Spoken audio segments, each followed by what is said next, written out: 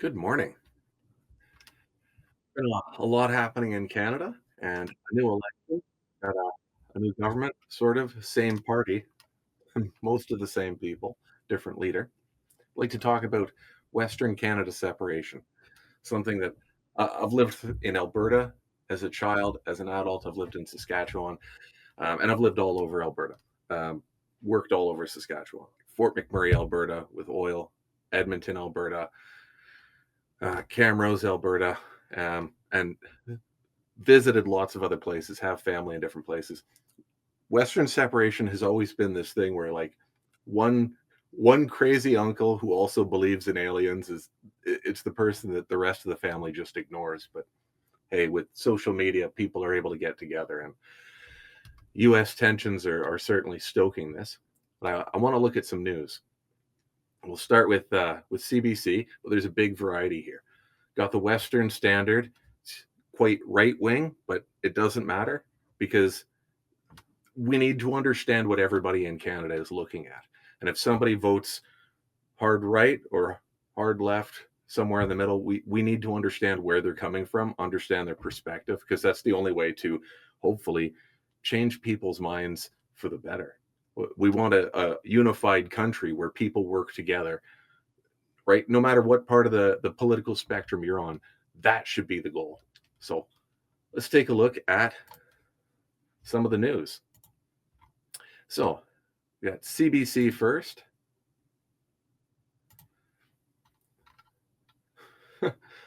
Ad's blocking most of that. Albertans crushed by Liberal election. Win rally to separate from Canada. Says rally comes as Alberta government introduces legislation to lower the bar for holding referendums. And it's a sizable crowd. We'll see some more pictures throughout these news articles, I'm sure, and we'll get a better feeling for how many people are actually there. Catherine Speck said she used to be a Canadian nationalist, traveled the world with a maple leaf on her backpack, and once lived in Quebec so she could become fluently bilingual. But on Saturday, she was among hundreds of people who rallied at the Alberta legislature to support separation from Canada, with many in the crowd waving Alberta flags and a few even displaying the US stars and stripes. So I think stories like this are very important. This is somebody who is proud to be a Canadian, and they've changed. And we need to understand why they changed and hopefully bring them back. I thought it was a beautiful, fantastic country, but now I'm so disappointed. I'm literally crushed that we'll never be represented in this country, and there's never a chance of changing the government, Speck said. Um, I find this to be a very interesting statement because there's often been this throughout my life, right? Like 40 years, there's often been these fringe people who will talk about Canada not being represented. And it's true that Ottawa and Quebec get most of the representation, most of the seats in the federal government. So it's totally understandable people in Saskatchewan and Alberta feel like they're slightly alienated and not being heard from. But Stephen Harper was in government just a decade ago. So we've had Justin Trudeau for the past decade or so. And before that, it was a conservative government with Stephen Harper. And he came from Calgary. We've to say that there's no representation is a little bit silly. Like the conservatives have time and time again brought up leaders for their party, like Andrew Scheer. He was from Regina, and he still is an MP, a member of Parliament, representing the Capel region in Regina. There are a lot of people in Alberta and Saskatchewan who often vote for conservative governments because of that. They want to see representation for the West. I just think it's very disingenuous to say that there will never be representation in this country. That's, I mean, it happened. Harper was here, and there were some good things about his government and some bad things. Science definitely took a beating. As a tradesperson going to school for electrical, the conservative government at the time, they funded the trades well. There were subsidies to get people into the trades. It helped me buy my first set of tools. It helped me go to school for the first of the 4 years.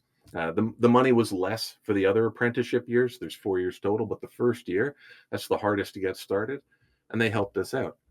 It would be nice to see something similar from the other governments. Uh, if there's Liberal, if there's NDP, whoever it may be, they should support the trades. Um, the NDP in this country have a reputation as being the ones who support unions and the trades, but it's a reputation.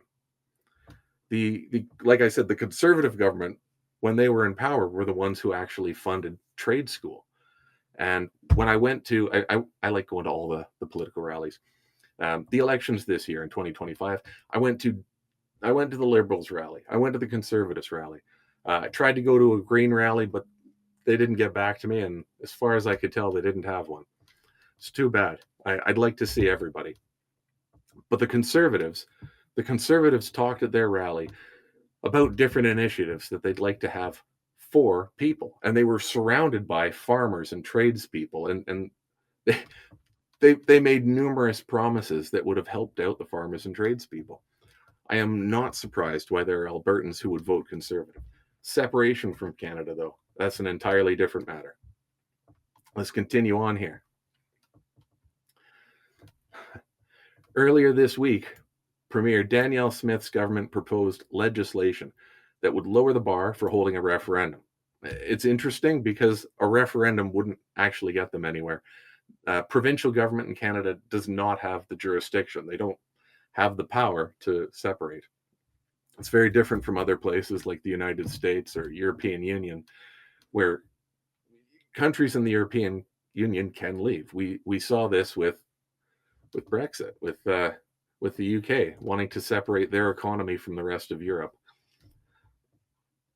I understand they're also not a full European Union member, but the point is there are ways for them to separate. Not the case for Canadian provinces, especially when a lot of that land is inhabited and there are treaties with Indigenous people. We'll get onto that a little bit later.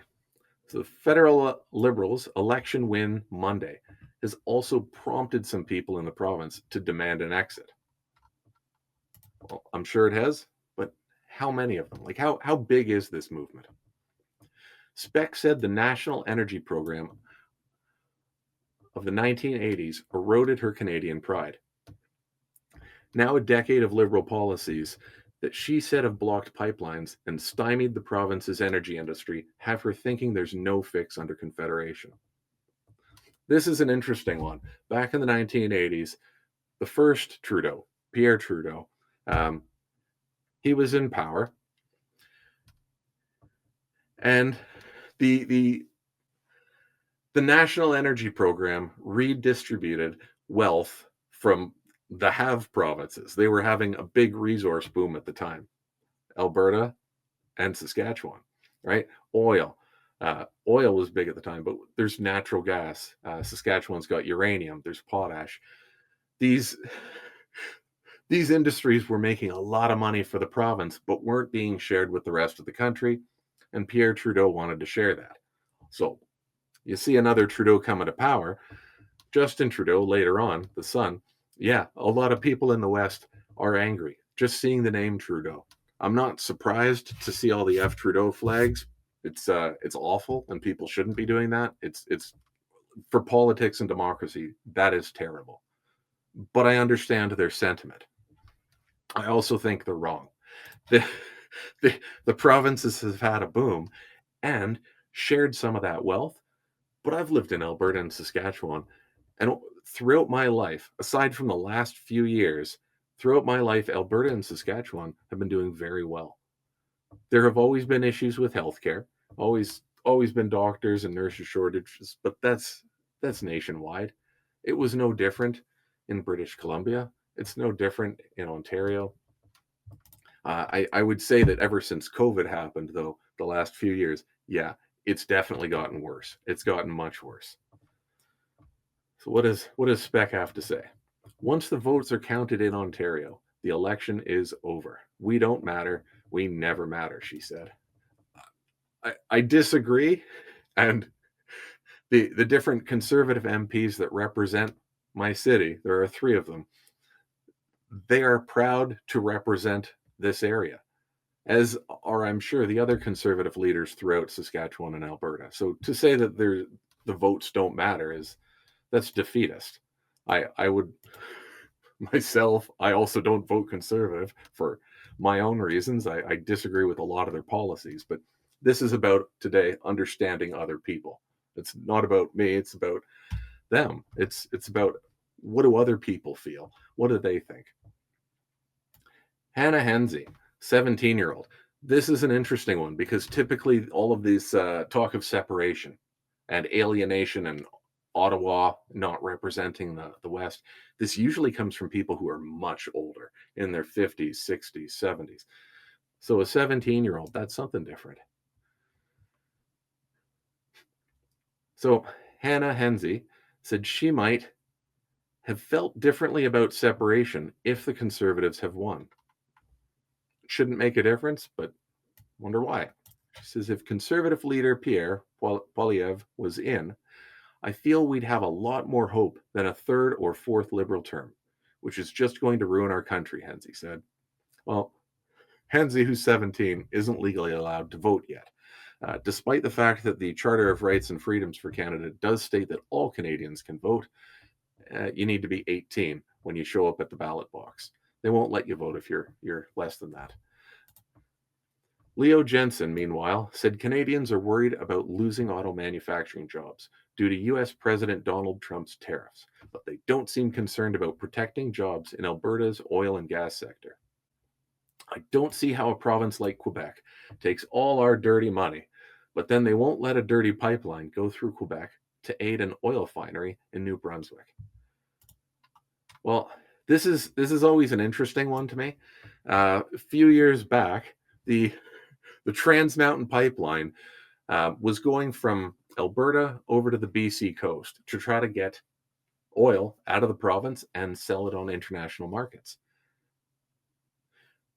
The company failed. The pipeline was costing too much money. And so the government, Liberals, Justin Trudeau, they were talking about climate change and being good to the environment. And they decided to bail out the oil company. The Liberal government bought the pipeline so that it would continue to be built. And I have a family member who has been working on the pipelines. So to say that the Liberals won't let a pipeline go through is ignoring reality. I agree there is not an oil pipeline going to New Brunswick. Perhaps that's something that could be looked at, but the Liberal government bought an oil pipeline to get it out to BC and sell our oil to the world. Additionally, the Keystone XL pipeline that went from Alberta over to North Dakota. North Dakota's Standing Rock, during Obama's administration, they had protests at the Standing Rock Reservation. They did not want an oil pipeline through their land. And the United States President Obama said, sounds good, and he canceled the pipeline. So the Liberal government in Canada under Trudeau bought one pipeline and it so that it would be built, and it has been being built. And the other pipeline they were in support of, but we had a foreign government, our neighbor, the United States, who canceled it. So if you're for pipelines, the Liberals seem to be quite supportive. If you're for climate change, the Liberals, not so much. I understand that they talk big during election campaigns, but the reality is their actions. And their actions say the Liberals like oil and they do not care about the environment. First Nations concerns. A few dozen counter-protesters attempted to drown out the rally, many holding signs saying that separation would violate treaties with First Nations. Piikani Nation Chief Troy Knowlton said in a letter earlier this week that it's understandable. Many in the West are frustrated. Their rejection of the Liberal Party in the election didn't play out elsewhere. But he said Alberta doesn't have the authority to interfere with or negate treaties, which is true. Additionally, since we're talking about First Nations people, quick history. The United States had their Civil War that ended in 1865. Then they started unofficially invading Canada. There were several incursions and battles in Ontario. So The Canadian provinces at the time banded together, and 2 years later, in 1867, Canada formed its own country, separating from the United Kingdom. Then, a few years later, in the 1870s, the Northwest Mounted Police, they were later rebranded to be the RCMP, but they were the Northwest Mounted Police at the time, and they had two main mandates. When they headed west to Manitoba, Saskatchewan, well, actually, it was Rupert's Land at the time. The provinces didn't exist yet. So when the RCMP, sorry, Northwest Mounted Police, headed west, their mandates were keep the Americans, keep the folks from the United States south of the border, right? 5440, the parallel lines on the globe. Second mandate, a railroad was to be built from the east of the country to the west of the country, right? We wanted a railway across Canada. So the Northwest Mounted Police, their second mandate was remove the Indigenous people so that the railway could be built.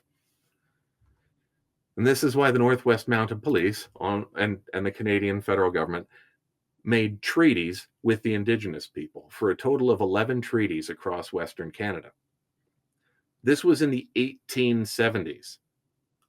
Now, Alberta and Saskatchewan became provinces at the same time, about 30 years later, 1905. And it was after they became provinces that the governments of Alberta and Saskatchewan advertised in Europe that European settlers could come over and they could get free land as long as they were willing to work that land and turn it into farms. If you're not European, because it was very openly racist policies. There were head taxes on Chinese people. Indian people weren't allowed in the country. I'm talking Indians, not Indigenous people who lived in Canada. Indians from the country India. Just because Christopher Columbus didn't know what continent and country he was on, that's not our problem. Indigenous is the correct word nowadays. I always thought as a kid Indian was, it didn't even make sense. India's another country. It's on the other side of the world. So the provinces, Alberta and Saskatchewan, came 30 years after the federal government made treaties with the Indigenous people. If anybody has claim to the land, if there's going to be a separation in the West, Indigenous people have first claim. Canadian federal government, second claim. After that, I don't think Alberta or Saskatchewan are left with a whole lot. All right. On her province-wide radio call-in show on Saturday, the premier said that she fully respects treaty rights. Obviously, she does not. Everything I do is changing Alberta's relationship with Ottawa. First Nations have their own relationship with Ottawa, and that's enshrined in treaty. Okay, she knows it. That does not change, Smith said. So when she has a referendum for separation, what exactly does she think she's separating with? It would be nice to know what she actually believes. In March, Smith threatened a national unity crisis if the next prime minister doesn't acquiesce to a list of her demands within 6 months, but reiterated this week that she supports a sovereign Alberta within a united Canada. Whatever that means. She needs to clearly define that. Western secession is all the rage. Oh, these are two other links. Rally attendee Susan, really? That's her last name? Western Air. Said she believed everything would be better if Alberta separated. We have the oil, we have the resources, we're fine, Western Air said, noting she believed Monday's election was rigged. Oh, good. We've got election deniers. A note about that everything would be better if Alberta separated. Right now, we have, I'm going to bring up Google Earth here, Google Maps. Alberta map. Here's Alberta. Okay. This is Alberta with British Columbia on the coast. Then you've got Saskatchewan and then Manitoba. And Manitoba has access to Hudson Bay. So in the middle of Canada, you've got Alberta and Saskatchewan landlocked. If either of these provinces are having trouble dealing with other provincial, barriers because there are trade barriers between the provinces. There shouldn't be, but there are. So if they're having trouble dealing with their neighbors provincially or the federal government as a whole, imagine for a second that Alberta or Saskatchewan are their own country. Where, uh, how exactly are they going to get their oil out into market for the rest of the world to buy? They're landlocked, surrounded by Canada. Their only option is Canada. So if the Canadian government and the other Canadian provinces are in fact mistreating Alberta and Saskatchewan right now, just think about how it'll be when Alberta and Saskatchewan are foreign nations. They're not going to get a better deal than they get right now. And they're not going to be selling to the States any better than they are right now. Again, the United States canceled the Keystone XL pipeline. Perhaps with a different government, it's not Obama and the Democrats who are in charge right now. Perhaps a pipeline could get through there, but then what? The Republicans, the United States out of power, you get a different group in there, and they cancel the pipeline. And even if the Republicans are in power, that doesn't guarantee a pipeline. So Alberta and Saskatchewan being landlocked with their fingers crossed, hoping that the United States treats them better than they treat them already, hoping that Canada treats them better than they treat them already. That's really, really wishful fantasy thinking. I mean, seriously, if we're talking about separation as a legitimate thing that these provinces are going to do, it makes no sense. They're landlocked between two countries, like Mongolia in between Russia and China. Mongolia doesn't get a say in things. So, next one. So we go from CBC. The right wing people go, oh, that's propaganda. It's the liberals' state owned newspaper. Well, CBC, I feel, is pretty unbiased. And we're going on to the Western Standard, which a lot of folks say is right wing propaganda. But we need to take a look at everything and find the truth within it. If somebody says the Liberal government doesn't support pipelines, well, that's obviously not true. But we still need to read it on the CBC. So this is a much better picture from the Western Standard than the CBC to give us an idea of how many people are at that rally. There might be 200 people in that picture. I mean, if we look at it and think of a group of, there's 10 people there and 10 people there and 10 and 10 and 10 and maybe there's 100 people, right? Plus some folks standing behind others and out of the shot.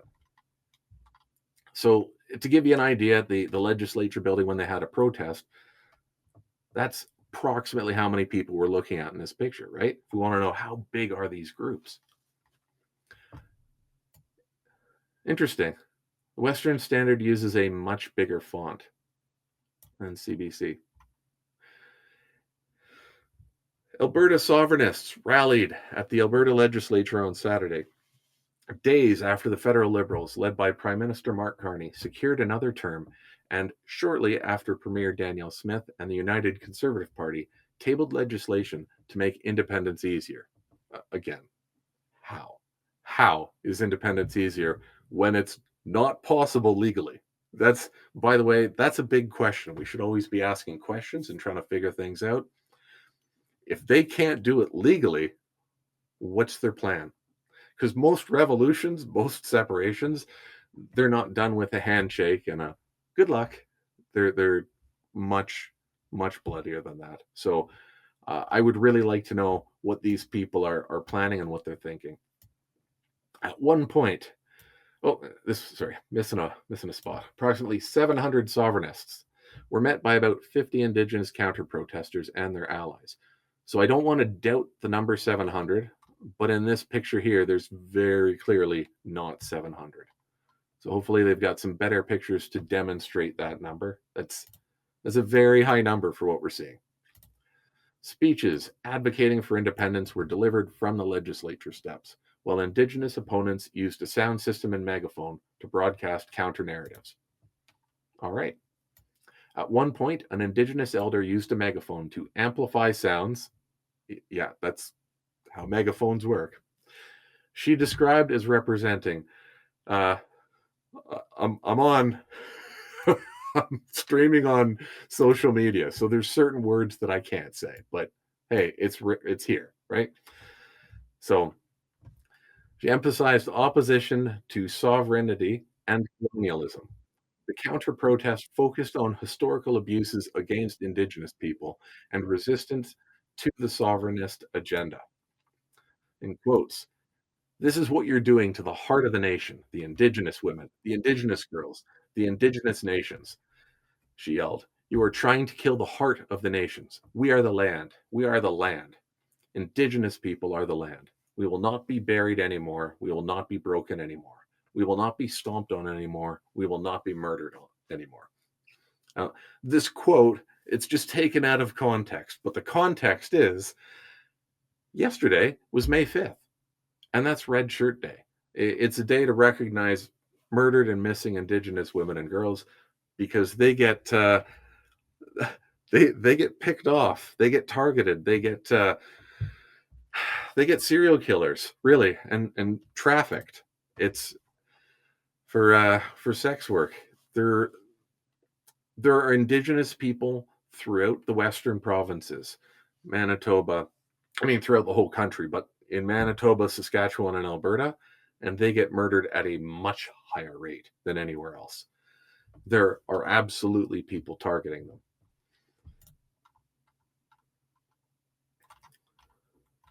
So this is her. They're wearing some traditional clothes.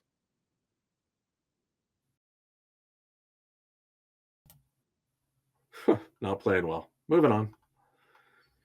Joe Johnson, a sovereignist from Wetaskiwin, Alberta, told the Western Standard that Indigenous counter-protesters had the right to voice their concerns at the rally.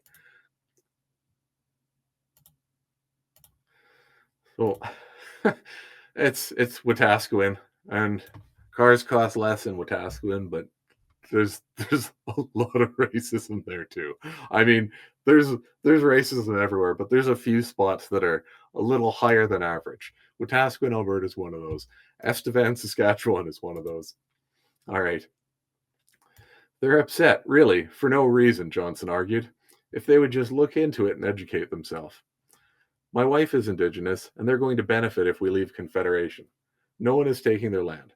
No one wants to stomp on their treaty rights. We want everyone in this province to be more prosperous and have a better future. And we're not going to get that right now from the federal Liberals. All right. Well, their take that the federal Liberals aren't going to give it to them is possible. Under Trudeau, the Liberal government actually did a lot of positive things for Indigenous people. So if the Conservatives were in charge, if Alberta were to separate, they should probably state exactly what they could do for Indigenous people right now. Um, there's a lot of work to be done, but the Liberals actually did quite a bit. There were reserves going back 30 years who had not had potable, clean drinking water, and the Liberals made sure to get that taken care of so that people are actually getting clean drinking water on reserves. Um, the it's not complete, right? There's hundreds of reserves that needed that help, and many of them have gotten help, and many still need it. Um, Red Red Dress Day, acknowledgement that they're Indigenous people, that they exist, having the missing and murdered Indigenous people talked about on a federal level by politicians, having there's so many things that have helped Indigenous people since the Liberals have been here, visiting their different groups, signing different treaties, like near where I live in Saskatoon, Saskatchewan, the Dakota Dunes, the Whitecap Dakota, they've they've signed a treaty just this past year, and they're separate from the 11 treaties across the prairies that were signed back in the 1870s. There were some groups that didn't get signed treaties, and one of them was Whitecap Dakota. They got their treaty signed last year so that they have their own land, their own place in Canada. Before the sovereignist speeches began, an Indigenous man, unaffiliated with the counter protesters, argued with a counter protester about poor reserve conditions, criticizing federal inaction. Absolutely. Doesn't matter who's in charge, they need to be talking about how Indigenous relations can be improved, And you're going to do that first and foremost by improving their material conditions in life. Look, drinking water is a big one, housing is another one, medical care. Oh, there's a two-tiered medical system in this country. Not getting into that right now, but there are improvements that need to be done. And yes, medical is a provincial matter, jurisdiction. Look at our housing. Look at our water, he said. There we go. Nobody's trying to take it away, your land. You guys haven't even stuck around to negotiate and see what this means. We could be partners with these guys instead of them handing out stuff. Now, this guy talking about things could be better in the States is it's delusional. We have two countries, and in one, the Northwest Mounted Police made treaties with the indigenous people, and some of those treaties were absolutely not in favor of indigenous people, right? What the Northwest Mounted Police was not always pleasant. They did absolutely hurt and kill many indigenous people, and they also helped take children away and put them into residential schools so that their parents would never see their children again, right? So there's indigenous people who've never seen their parents. They don't understand their culture. But then compare that to the United States, where you get Andrew Jackson on the Trail of Tears, murdering, slaughtering every single person he can find who's indigenous. And then the ones that are left, they say, hey, you live in Florida? Well, you can walk to New Mexico. Really, that's the Trail of Tears. They gathered up people on the East Coast of the United States and they made them walk to New Mexico. And no, most of them did not survive. So, as far as indigenous treatment goes between the two countries, one of them has been horrible and the other has been somewhat horrible. It's it's the better of two evils. And I wouldn't be if I was indigenous, I wouldn't be running to the states for help. I don't think that's the better option. Before the sovereignist speeches began, an indigenous man, unaffiliated with the counter protesters, argued with a counter protester about poor reserves. Right, sorry, covered that.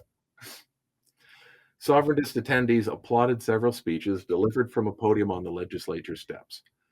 Edmonton Police Service officers maintained order, and no physical altercations were observed by the Western Standard, though several shouting matches occurred. And we have some people holding up a flag. Interesting thing to note about this is the people in these photos. What do they look like? What is the demographic? We're going to see the same thing again and again, and you're going to see it with it's if you're talking about conservative politicians, if you're talking about people who are Western separatists, people who are anti-vax, people who say F Trudeau with their flags on their trucks, it's always the same demographics. It's older white people every single time. It's very rarely the younger generation. And this is very interesting because there are a lot of younger people voting conservative, but they just don't show up at the rallies. The statistics show, the polls show, yeah, there's younger Canadians who believe in this, but it's the older ones who are going out and being active, not the younger ones. Like you go to a university and there's young people and they protest certain issues, right? They'll protest Palestine and the cost of housing and the cost of education. Well, they're students, so that one makes sense. It's self-serving, still necessary, but yeah. And then when it comes to anti-vax and Western separation and loving the states, you get the other demographic. It's older white people, and let's see some more here. These are actually some really good pictures. So the Western Standard, as much as we can ridicule them for a lot of their posts, and a lot of their posts are incredibly biased and full of dishonesty. This one is good. Oh, look at there. There we go. There's the picture. Unvaccinated conservative meat eating gun owner. How else can I offend you today? That is the typical. It's so stereotypical. It's somebody who does all the same things. Like it's just a bingo card where you can just stamp each one of those and yell bingo. It's the same person. Always the same. Dirty Hands Troll Company clothing, right? It's the same idea. This first person's shirt says, "How else can I offend you today?" And the next person is called Troll Company. A big part of their identity, which they I mean, they'll list off like this: unvaccinated conservative meeting gun owner. They won't say that they like to pick fights with people, but they do. They like to pick fights and they wanna see someone else lose and suffer. That's actually my biggest issue with them. If somebody's unvaccinated, okay, there's some issues there because we want we need some herd immunity. There are some people who are immunocompromised and can't get vaccinated. We need everybody else around them to be vaccinated to keep them disease free. Conservative, meat eating, gun owning, like that's fine. You want to eat some meat and own a gun? Great. But it's the last part. Why is it that the people who have these stereotypical, like they're just a cartoon character, a template just getting stamped one after the next? Why is it that a big part of their personality is the suffering of other people? And that's why I'm not on board with anything they do. Voting PPC, which is the far right party in Canada, or the Conservatives, which are just a little bit right of center, I do not vote for them because there's always the underlying message, if not from the politicians themselves, and I've heard it from their mouths in person, but also from a lot of their constituents. It's this. It's that they want someone else to suffer. So continue on, taking a look at this. We've got the indigenous people here. Western Standard took a good picture. They've got a lot of good pictures here. And they're not saying anything slanderous. It just says an indigenous counter protester. Cool. Alberta must separate. You know what? I don't think Alberta should separate. I think it's a terrible economic idea. But at least this guy's not being an offensive jerk. And it says a rally attendee. Like in some cases, the Western Standard does a good job. And when we look at the other news, their coverage, we'll see that they don't have pictures. Time and time again, it's the smaller the smaller groups like Western Standard that actually goes in and gets better pictures. And here's this one here. This sign says, "God keep Alberta glorious and free. If my people who are called by my name humble themselves and pray and seek my face and turn from their wicked ways, then I will hear from heaven and I will forgive their sins and heal their land." Chronicles 7:14. I don't get it. And if you get it, let me know because I do not understand what that has to do with anything. I mean, God keep Alberta glorious and free is the guy's statement, sure, but like the quote from Chronicles, that has nothing to do with Alberta separation. Nothing. We go, an indigenous person on a Canadian flag says honor our treaties. And there's somebody behind them with a Union Jack. Who I who invited them? That's a weird one. Don't see very many monarchists pro UK royalty. Don't see many of them around. Um, that's that's a different kind of separation. That's going back to being a colony. I guess there's a place for everybody at that rally. Alberta first or 51st. That's that's a terrible idea. I mean, I get the sentiment, but why would you want to be 51st? Also, there are other places that should probably be the 51st state. Realistically, Puerto Rico and Washington, D.C., those should both be the 51st and 52nd state. Canada, 53rd at best. But again, I am strongly against separation. It would be a terrible idea. It would be an economic disaster being landlocked provinces. An inverted Canadian flag at the rally.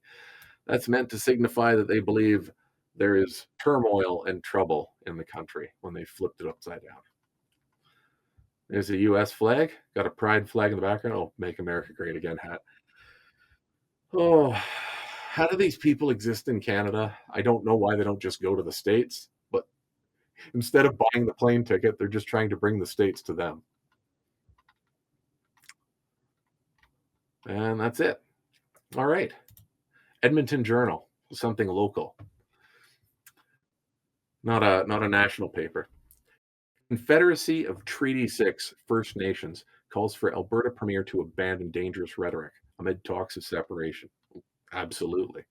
I don't see what the province of Alberta or Saskatchewan can possibly do when the treaties were made with Indigenous people between the federal government back in the 1870s, right? And 30 years later, in 1905, that's when Alberta and Saskatchewan became provinces. They, they don't have first claim. If they want to separate, what exactly do they think they're taking with them? What land do they think they get to keep? The Confederacy of Treaty 6 First Nations is weighing in on talks of separatism and calling Alberta Premier Danielle Smith's promotion of the idea of a referendum reckless. Talks of separation have regained steam after the federal election and are being pushed further after Smith's government tabled legislation that, if passed, would lower the threshold for citizens' initiatives to call for a referendum. This is going to be a repeat. There's a little bit of repeats from each article, and it's again, it doesn't make sense to say that it'll be easier. In what way? Just declaring yourself your own country does not give yourself your own country. Grand Chief Greg, oh, I'm going to have trouble with the name. I'm going to do my best. Greg Desjardins of the Confederacy of Treaty 6 First Nations, in a statement on Thursday night, called on Smith to abandon this dangerous rhetoric. And for her to recognize that treaty obligations are not optional. He added the treaty relationship between First Nations and the Crown cannot be dismissed or overridden by separatist ambition. It's true, and he's reminding her, but again, countries that have separated, they don't usually do it peacefully. So I would really like to know what these people have in mind. A quote here. Let us be absolutely clear. Our nations do not and will never consent to the separation of our treaty territories. These lands were never ceded nor surrendered. Correct. There's a treaty saying the Indigenous people get these things and the federal government get these things. And the federal government created provinces, and there are acts so that the provinces know what their jurisdiction is, just like there are acts for cities to say what a city's or a regional municipality, what their jurisdiction is. Provinces don't have the jurisdiction. They don't have the authority to just separate. The Grand Chief said Smith's recent comments and actions regarding Alberta potentially separating from Canada are a violation of the treaty relationship between First Nations and the Crown. Well, yeah. If you want to do it legally, you have to follow the right chain of command. It's the federal government who deals with the Indigenous people, not the province.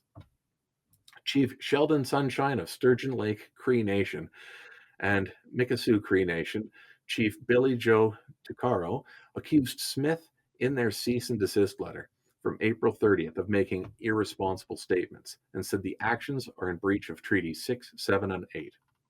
Yep, absolutely. Can't just take their land, can't just take the resources. Again, what does Alberta think they get to keep?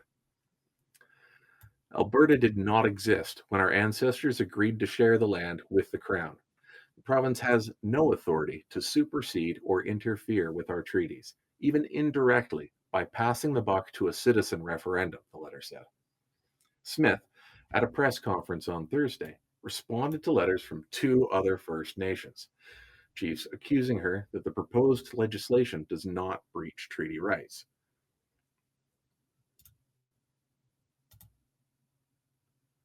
And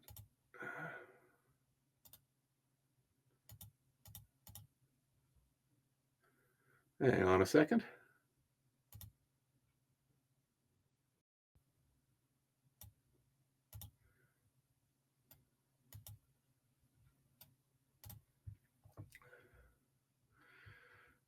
All right. Continue on. Any Albertan can put forward an idea, can put an idea forward on any topic. And if they're able to get the number of signatures, then it would go to a vote. And that includes a vote of members of First Nations. And we encourage Indigenous peoples to participate in the process, she said.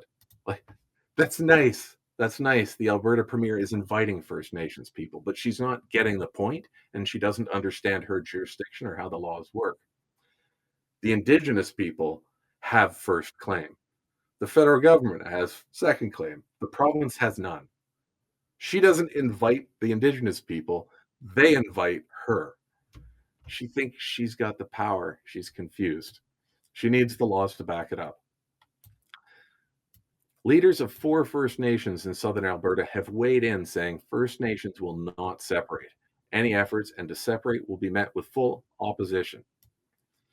The statement from Friday is signed by Chief Roy Whitney of Tsuut'ina Nation, Chief Darcy Dixon of Bearpaw Nation, Chief Aaron Young of Chiniki Nation, and Chief Clifford Poussette of Goodstoney First Nation. People trying to stir the pot. Oh, they definitely are. But to what end? What's their actual plan? Has anyone thought this through? A landlocked province? Good luck trading with the world. Indigenous Relations Minister Rick Wilson told reporters on Thursday that the province is advocating for a sovereign Alberta within a united Canada and has made the position clear when speaking with chiefs, adding he respects the treaties. If somebody else is saying something different, that's just people trying to stir the pot. And there's a lot of that going on right now. I mean, the mothership has crashed for the NDP and they're looking for issues out there, Wilson said. Well, that is a dishonest talking point. The NDP is the opposition party in the province. And have they spoken out? Sure. But this is about the province overstepping its jurisdiction and has nothing to do with an opposition party. Alberta NDP Indigenous Relations critics Brooke Arcand-Paul said he's heard from chiefs across the province who are standing solid against talks of separation and said Smith needs to say no to separation. We need her to stay firm and say that she stands with the chiefs, that Alberta will never be separated from the rest of Canada. The treaties are formational to this province, and she needs to remember that they have an obligation to their constituents, the First Nations, with respect to how we move forward, Arcand-Paul said.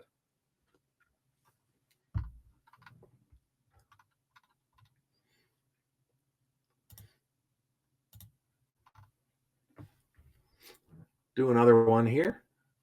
First Nations in Alberta, Saskatchewan vow to oppose any efforts to separate Alberta from Canada. So this is from Saskatchewan. It's good to know Saskatchewan is also talking about this. Alberta may be making the push for separation, but what's Saskatchewan saying? A growing number of First Nation leaders are voicing their concerns over calls for Alberta to separate from Canada, calls that have grown louder following the recent federal election. On Friday, following on the heels of several other First Nations who have expressed opposition to the idea, the chiefs of 4 Calgary area First Nations also issued a statement. Oh, we just covered that in the past one. This is a little bit different for a quote, though.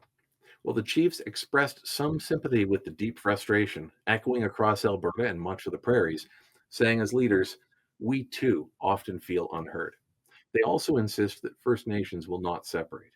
Well, that's because any agreement they'd have with the states is most likely much worse than they have here. If they're getting ignored by the Canadian government, they will absolutely be ignored by the US government that treats their Indigenous people worse.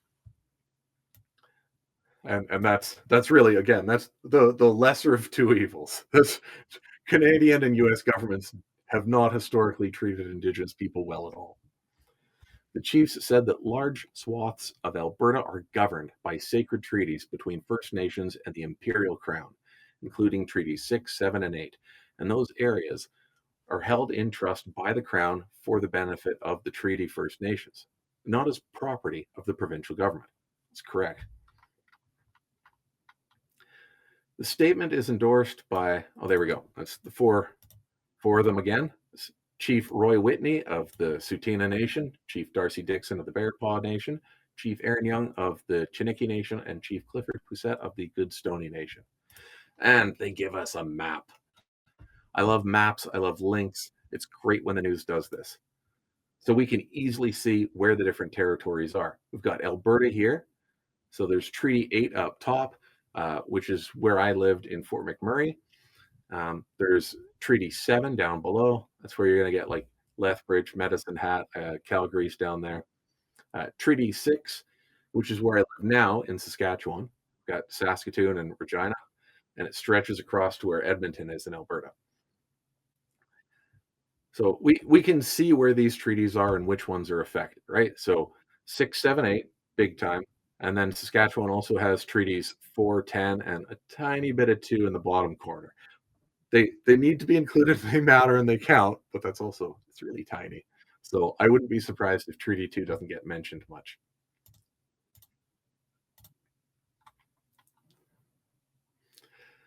Late Thursday, the Federation of Sovereign Indigenous Nations, which represents 74 First Nations in Saskatchewan, also issued a statement expressing its serious concern over Alberta Premier Danielle Smith's recent actions to facilitate a potential referendum on Alberta's future in Canada. That is a lot of words. That's a lot of big words. They want to have a referendum, right? They want to have a vote for the people to say whether they should separate. All well, not understanding Alberta and Saskatchewan provincial governments don't have the authority. It's not their jurisdiction. Like, it's cool if they want to announce their country, right? I can announce that too. My house is now its own country. Nobody will accept it. We are the first peoples of these lands and waters, said FSIN Chief Bobby Cameron. Those that want to leave are free to do so. But all the lands, waters, and resources are First Nations. That's that's a good statement. It's a strong statement, and it's only partially true. The resources are First Nations. Well, in Alberta, there is some sharing with First Nations. In Saskatchewan, there's some, but that rule only passed a few years ago. That was, I think it was 3 years ago that First Nations in Saskatchewan started getting a cut of the resources, or at least a bigger cut that's more fair. So some of them weren't receiving anything, some were receiving some. Now the Indigenous people receive some of the resource money from the province. All right. Any process of separation that fails to honor the true spirit and intent of our treaties would violate both constitutional and international law, added Chief Cameron. Sure, the Canadian federal government has also been violating constitutional and international law with Indigenous people. So, once again, not to say that the federal Canadian government are wonderful saviors and virtuous. They are not. But best of two evils, lesser of two evils. Following Monday's federal election, Smith's United Conservative Party government proposed legislation that would make it easier for citizens of Alberta to call for a vote to secede from Canada. Smith responded to claims she is stoking the fires of separation by saying she supports a sovereign Alberta within a united Canada. Well, let's hear it from her own words. You're probably going to have an ad. Yeah, loading ad. 30 seconds. I'll come back to that. Read the next one.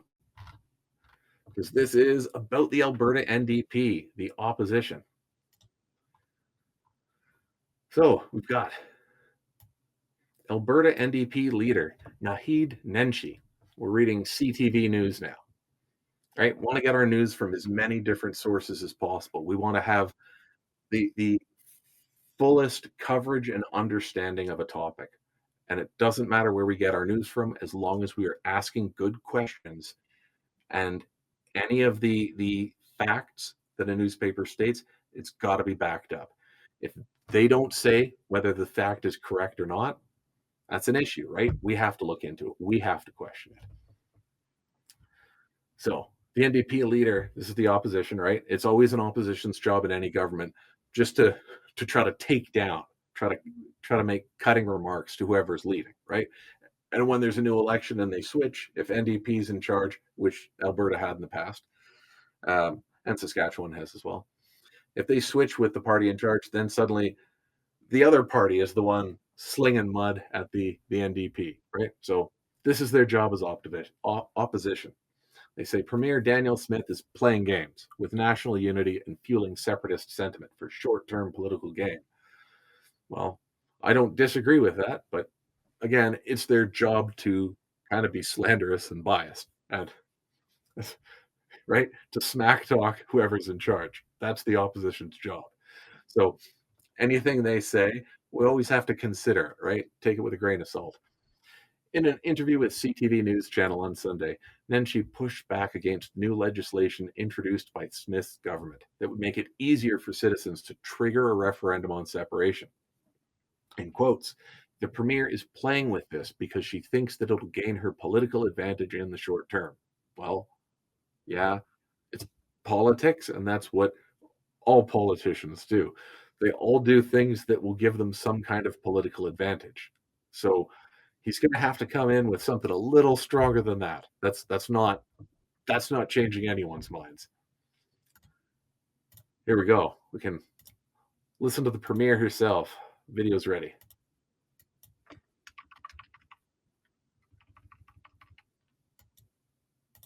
Pretty quiet.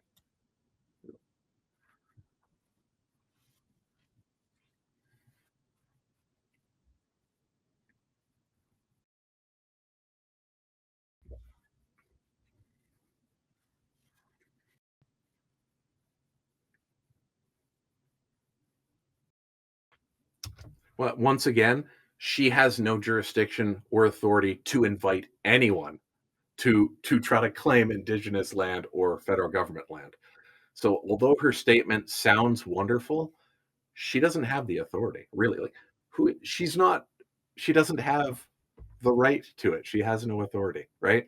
Can you imagine if somebody just walked into your home and said, "Hey, I'd like to take your home, but I'm going to invite you to that discussion." Like it's an insane thing for her to say, but people in Alberta and Saskatchewan, especially the older crowd, they blame indigenous people for a lot of their problems. They like what she has to say.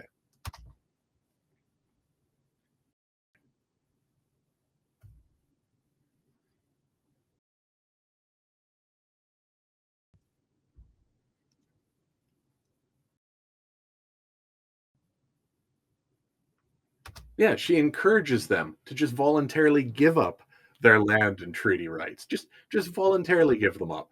We invite you over. What nonsense. But again, the people who blame indigenous people for their problems in life, they're going to love what she has to say, and they won't understand or recognize she doesn't have the authority to say it, right? She's showing up in someone else's home and inviting them to give up the home. Nonsense.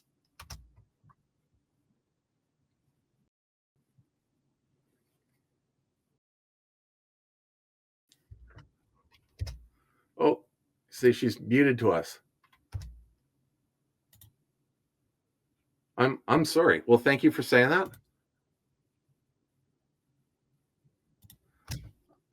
I don't know what's going on with that. I will leave the video and I'll have to check my sound later on. But she's welcoming everybody and inviting them to indigenous people. She's inviting the indigenous people to be a part of the referendum, voting to give up their treaty rights, their lands. Um, I'll fix the sound another time. My apologies, and I appreciate the feedback from chat. Thank you very much. Thank you, Burn Slots. All right, we're on to the rest of this article here with the NDP leader. This country is way too important to play with.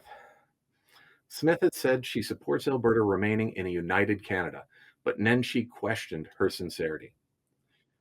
She's really taking Albertans for fools, he charged. She's being very, oh, this is citizens led. It has nothing to do with me, while at the same time making it much easier for citizens to have this kind of referendum. Yes, I agree. She's doing that. Oh, I'm just asking questions. Well, obviously asking loaded questions to provoke other people. It's, but that's going back to those pictures of the rally at the legislature where there's people who are conservative voters wearing shirts saying that they like trolling people, they like offending people, right? There's that part of the conservative group who likes other people suffering. That's the part more than any other where I strongly disagree with conservatives. We can talk about different policies for how to make the country better, different, but it's their love for making other people miserable and suffer that I am so strongly against. A separate Alberta and Saskatchewan that revels in that suffering, that's a bad time. I don't want that country. If they wanted to separate with good intentions, it would be different. Then she pointed to what he called an orchestrated, designed separatist rally outside the legislature on Saturday, warning that stoking fear and anger for political gain is dangerous. Well, this is where that opposition NDP, this is their bias showing, because calling the rally an orchestrated and designed rally, of course it is. That's how protests work. You you have some people who think up an idea of a protest, right? Of course it's organized, orchestrated. Of course it's designed. And then they invite the public, they invite their friends, and then they hold a rally. That's how protests work. So he got to come up with something better than this. Calling a protest orchestrated and designed? Of course it is. Saying Premier Danielle Smith is playing games? Yes, for short-term political gain. Yes, that's what politicians do. So the Alberta opposition, their NDP, are very weak in their opposition. These are not strong talking points. You never know what happens when you start a fire. Oh, good. Let's ignore reality altogether and move on to the euphemisms. Never a good move. I missed a spot here where he said he draws a parallel to the Brexit referendum in the United Kingdom. He said the risks of fueling fringe sentiment shouldn't be underestimated. Sure, there are parallels to Brexit, but the United Kingdom was already its own country, separate from Europe. Alberta's not, and they don't have the power to separate. Again, legally, which is why I'm really interested in the separation here, because nobody's separating with a handshake and a wave of goodbye. Good luck, Alberta. Good luck, Saskatchewan. No, no, no. Most separations historically don't happen peacefully, right? So I want to know what's really going on. The provincial NDP leader said he wants Smith to make her position clear. Oh, Burnslot says you need permits to protest. Of course it was planned. Yes. Well, if you're having a big protest like that, yeah, you'd have to take out permits. Yes. There's lots of small unplanned protests, but yes, absolutely. There were police, right? There were police on scene at the legislature to keep different protest groups separate and keep the peace. Yes, it was planned ahead of time with permits. Well, I would like to hear her say she is a proud Canadian and she denounces separatism, he said. If she's not going to do that, say her behind it, hold the referendum, and when she gets the resounding, thumping defeat that she so rightly deserves, maybe we can make life better for everyone. That's idealistic, wishful thinking.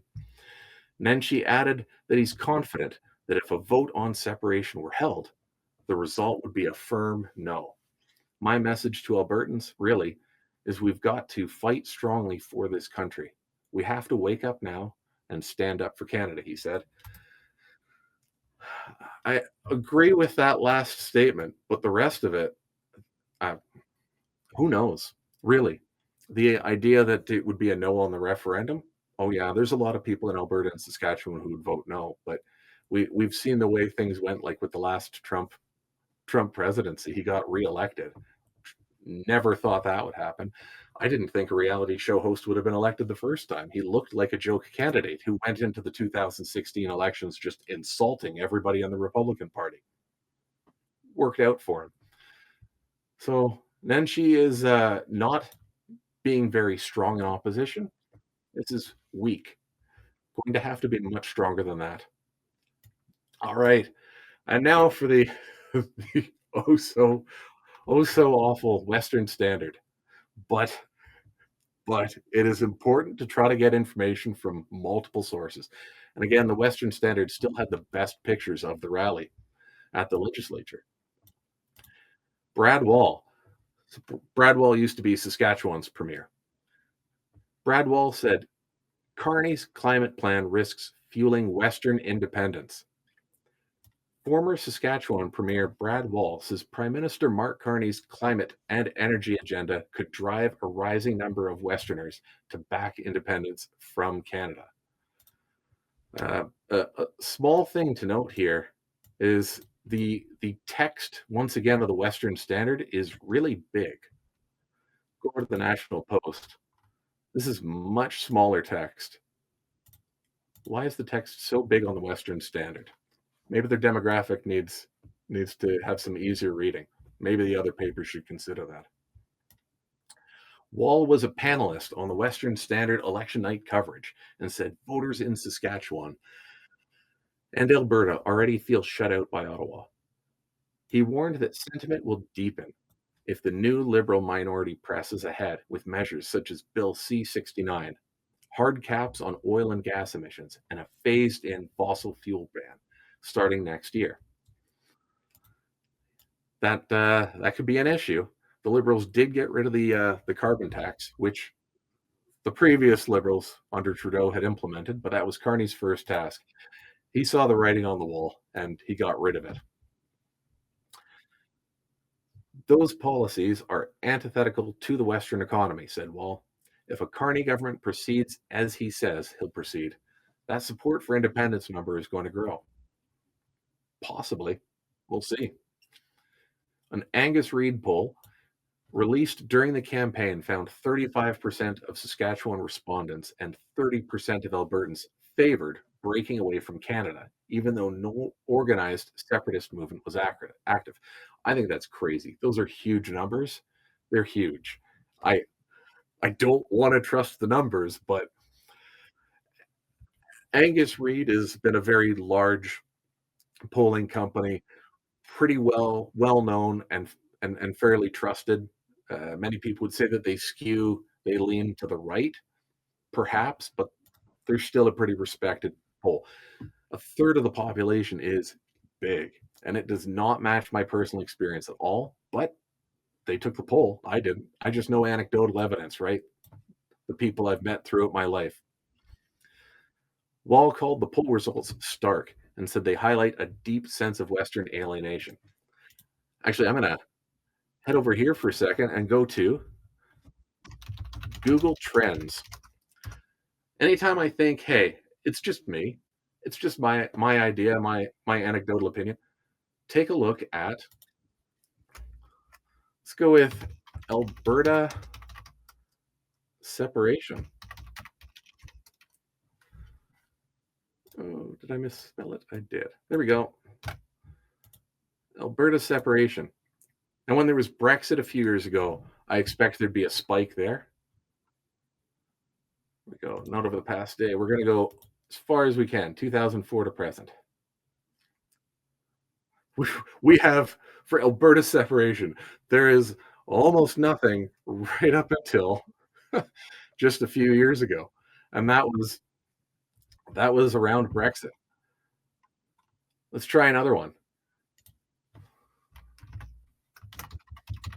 Western Canada separation. I'll try Wexit as well. There we go. So we have a spike. We spike back there. When's that? That's 2005, 2006. Yep, January 2006. We got 2008 when there was a housing market crash. Little blips, and here we go. This is the biggest one here in 2019, and then we have it trending up again. Brexit date. When did that happen? That was at 2020, January 31st, so the very beginning of 2020. That means in 2019, when there was this big spike, that's when Canadians were talking about it. So there are some parallels that could be made to Brexit. When they separate, Canadians pay attention and get the same ideas, right? When Trump comes into power and talks about 51st state, Canadians get some ideas. Oh, thanks, Burn Slots. The OG name for it was Red Nexit. Yeah, yeah, that sounds about right.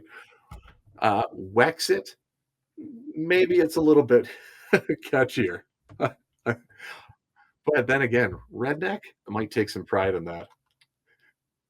Wall called the poll results stark and said they highlight a deep sense of Western alienation. Agreed. Yeah. That number is that high without a campaign, without a leader, and without answers to tough questions, said Wall. Put an organized campaign behind it, and that number will grow. Yes, and that's coming next because it happened yesterday. Wall argued that Carney promised clean electricity, rules and pending cap and trade system amount to a hidden carbon tax on heavy industry. Well, again, Carney scrapped that carbon tax, so doesn't seem like it's all that much of an issue, a sticking point. But certainly for conservatives who, I mean, I'm in Saskatchewan, and there's been a Sask party, a more right leaning political group. They've been in charge for the last 17, 18 years. They still blame, they still blame issues on an NDP government from 18 years ago. They still can't get over that. So yeah, the fact that carbon tax was scrapped by Carney, I don't know. Wait 20 years, they'll probably still think the carbon tax is alive and well, and the Liberals are in favor of it. He said potash and uranium mines in Saskatchewan would pay the price along with oil producers in Alberta. Possibly. I don't see how things would get worse, though. We have what we have. We have pipelines, we have oil production, natural gas, potash, uranium. Nobody's talking about removing pipelines. If they talk about removing pipelines, we'd have a problem. And again, the Liberal government bought the pipeline, right, through the mountains from Alberta to the BC coast to be able to sell oil. Company failed. The Liberal government stepped in and bought the pipeline.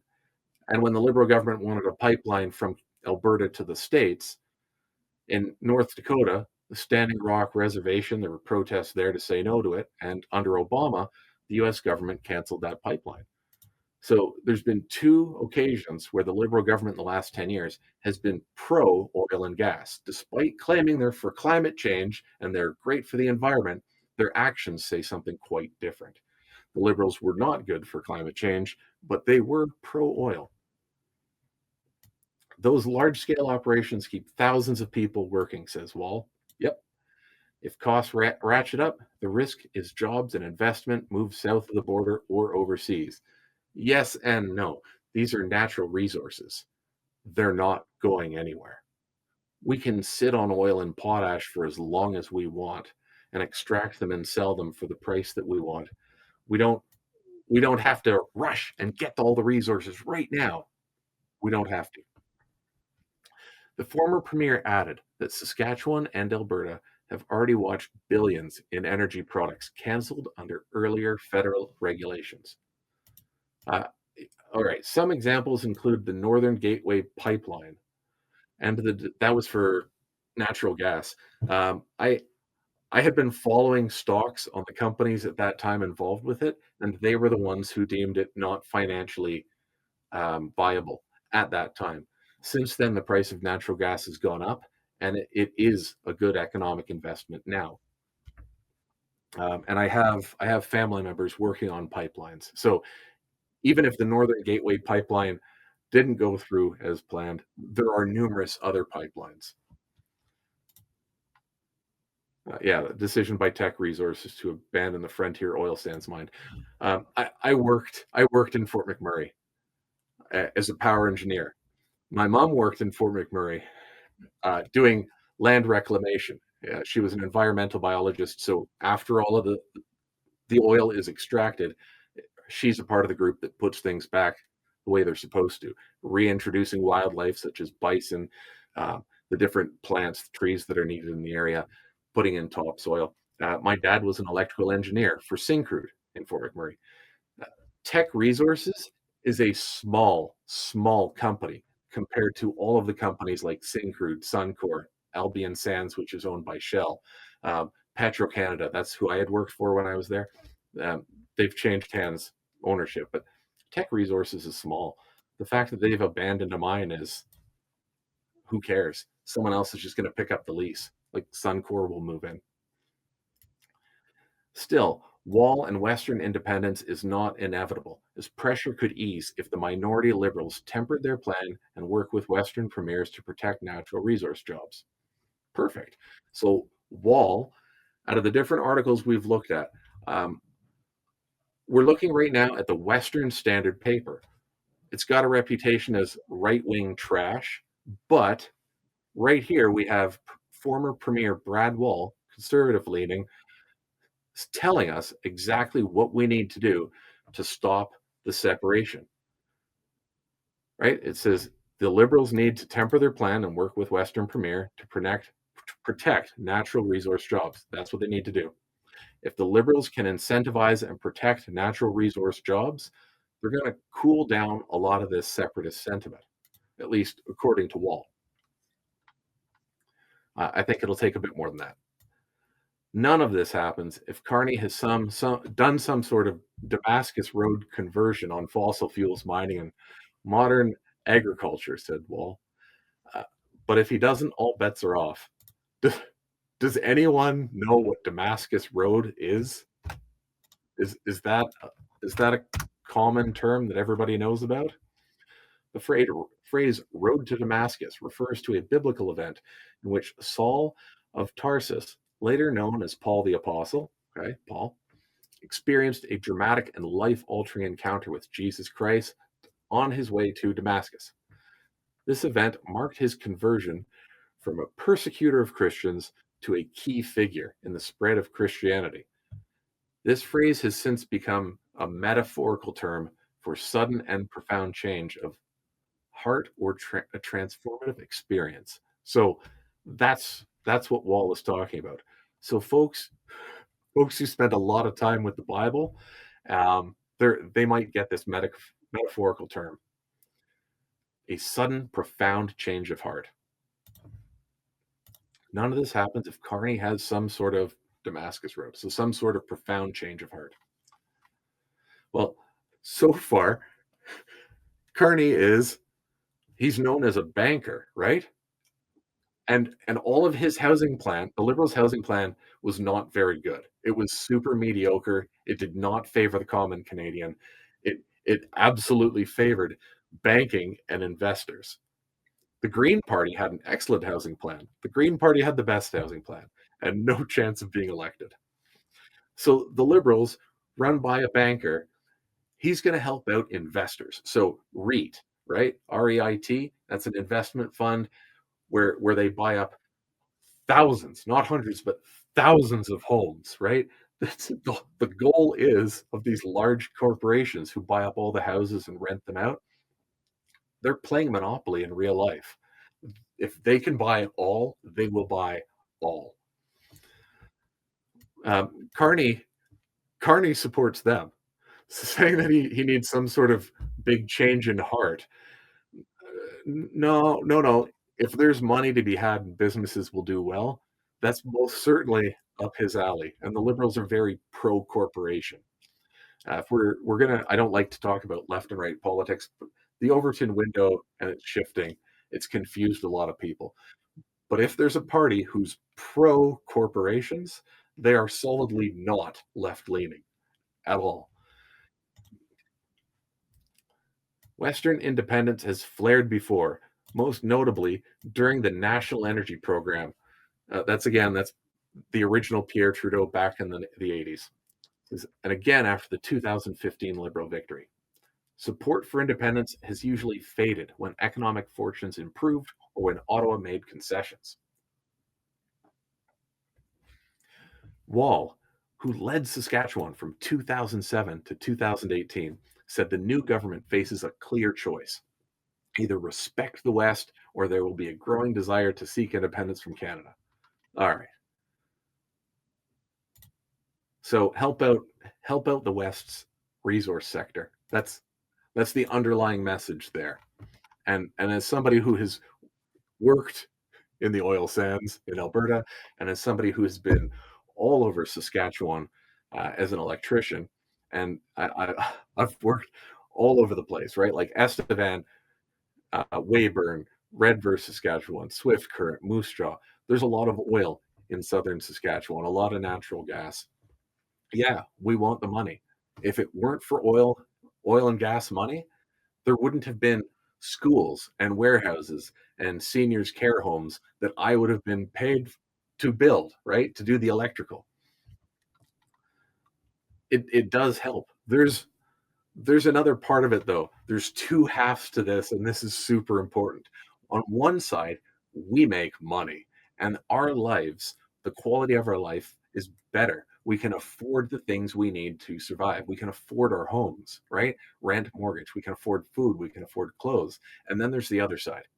And I was in Fort McMurray when a third of the phone book, yeah, it was a phone book. I was there in the 90s and early 2000s, so smartphones hadn't they weren't invented. They hadn't become a thing. In Fort McMurray, the phone book, it was about this thick, and a third of it was escorts. So the other problem when you get, and this is the same with Weyburn and Estevan and Red Deer, right? Red Deer, Alberta, Estevan and Weyburn, Saskatchewan. I'm singling them out just because I've been there and seen it myself. There's certainly other places, like I've heard about Grand Prairie and even Fort St. John's up in northern BC, right? When you make a lot of money, yeah, you do well in life, and there's a whole lot of people who want to drop cash on drugs and sex workers. So you're going to get two parts of your society. There's boom, and lots of people getting money and their lives, quality of life is doing really well. They want to have kids, raise kids, give them a good family life. And then on the other half, you get people who are either sex workers, paying for sex workers, or using a lot of drugs. And when you get an addiction, you're not working anymore. You're not contributing, not usually, right? Like there are people who are functional alcoholics, right? Functional alcoholics. There are people who can take hard drugs and still go to work, but mostly that doesn't happen. So you have part of your society that does really well, and the other that are doing really poorly, right? There's addiction, there's sex work, there's theft. Trafficking goes along with that, right? Of people, weapons, drugs. So, along with making all this money in society, we also have to pay for, yes, some police for security, but also our social services need to increase. We need addictions treatment. We need education. We need healthcare. And unfortunately, social services, education, and healthcare are what Alberta and Saskatchewan conservative leaning governments don't prioritize. They prioritize the money making and they don't prioritize the lift society up. And so what we've got a whole bunch of people making money in these provinces and crime, not so bad in the cities. So you get Regina, Saskatchewan, Edmonton, these cities voting for center and center left parties. They'll vote for NDP, they'll vote for Liberal. But in the rural areas where crime is much worse because you've got people out there who have like they've got no police right anywhere near them. There'll be one RCMP detachment for hundreds of square kilometers, and there'll be one guy in a squad car, and that's it.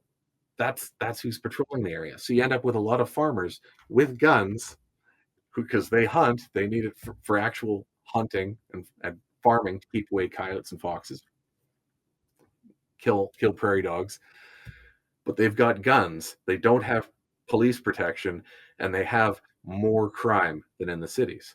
So it's no wonder they don't think that the federal government with the RCMP aren't protecting them. And Saskatchewan wants their own police force. It's not a surprise.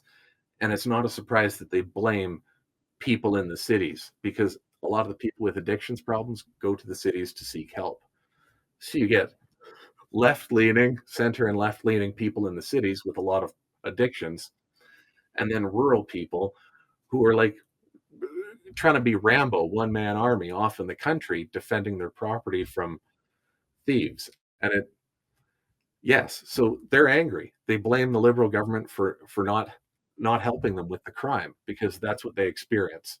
And then you have people in the cities angry with the governments for not providing education and healthcare and social services well enough to support everyone who's coming from the countryside, the reserves into the cities. So National Post, Albertans disillusioned with Confederation rally for separation in Edmonton. All right. Well, the National Post has a pretty good picture here. A lot like the Western Standard, they've managed to give us a pretty good idea of how many people were there. The Western Standard claimed 700. I'm still thinking that number is a little high, but maybe. What do we see here? Catherine Speck said she used to be a Canadian nationalist, traveled the world with a maple leaf on her backpack, and once lived in Quebec so she could become fluently bilingual. I am gonna go back to the Western Standard here because that seems really, really familiar, like it's the exact same story.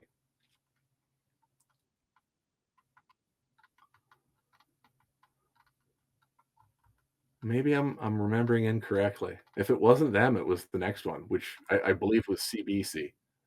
Yep. Alright, not the Western Standard.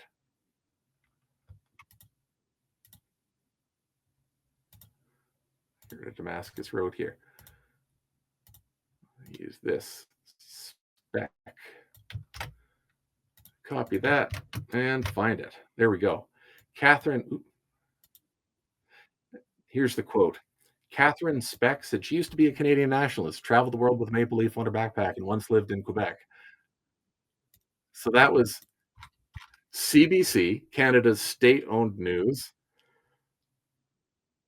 This is a National Post, which I believe is owned by the company out of the United States, not a Canadian state-owned company, with the exact same story there. That's because this says it's from the Canadian press. So the National Post didn't make this story, and this is CBC. Once again, Jason Franson, the Canadian press.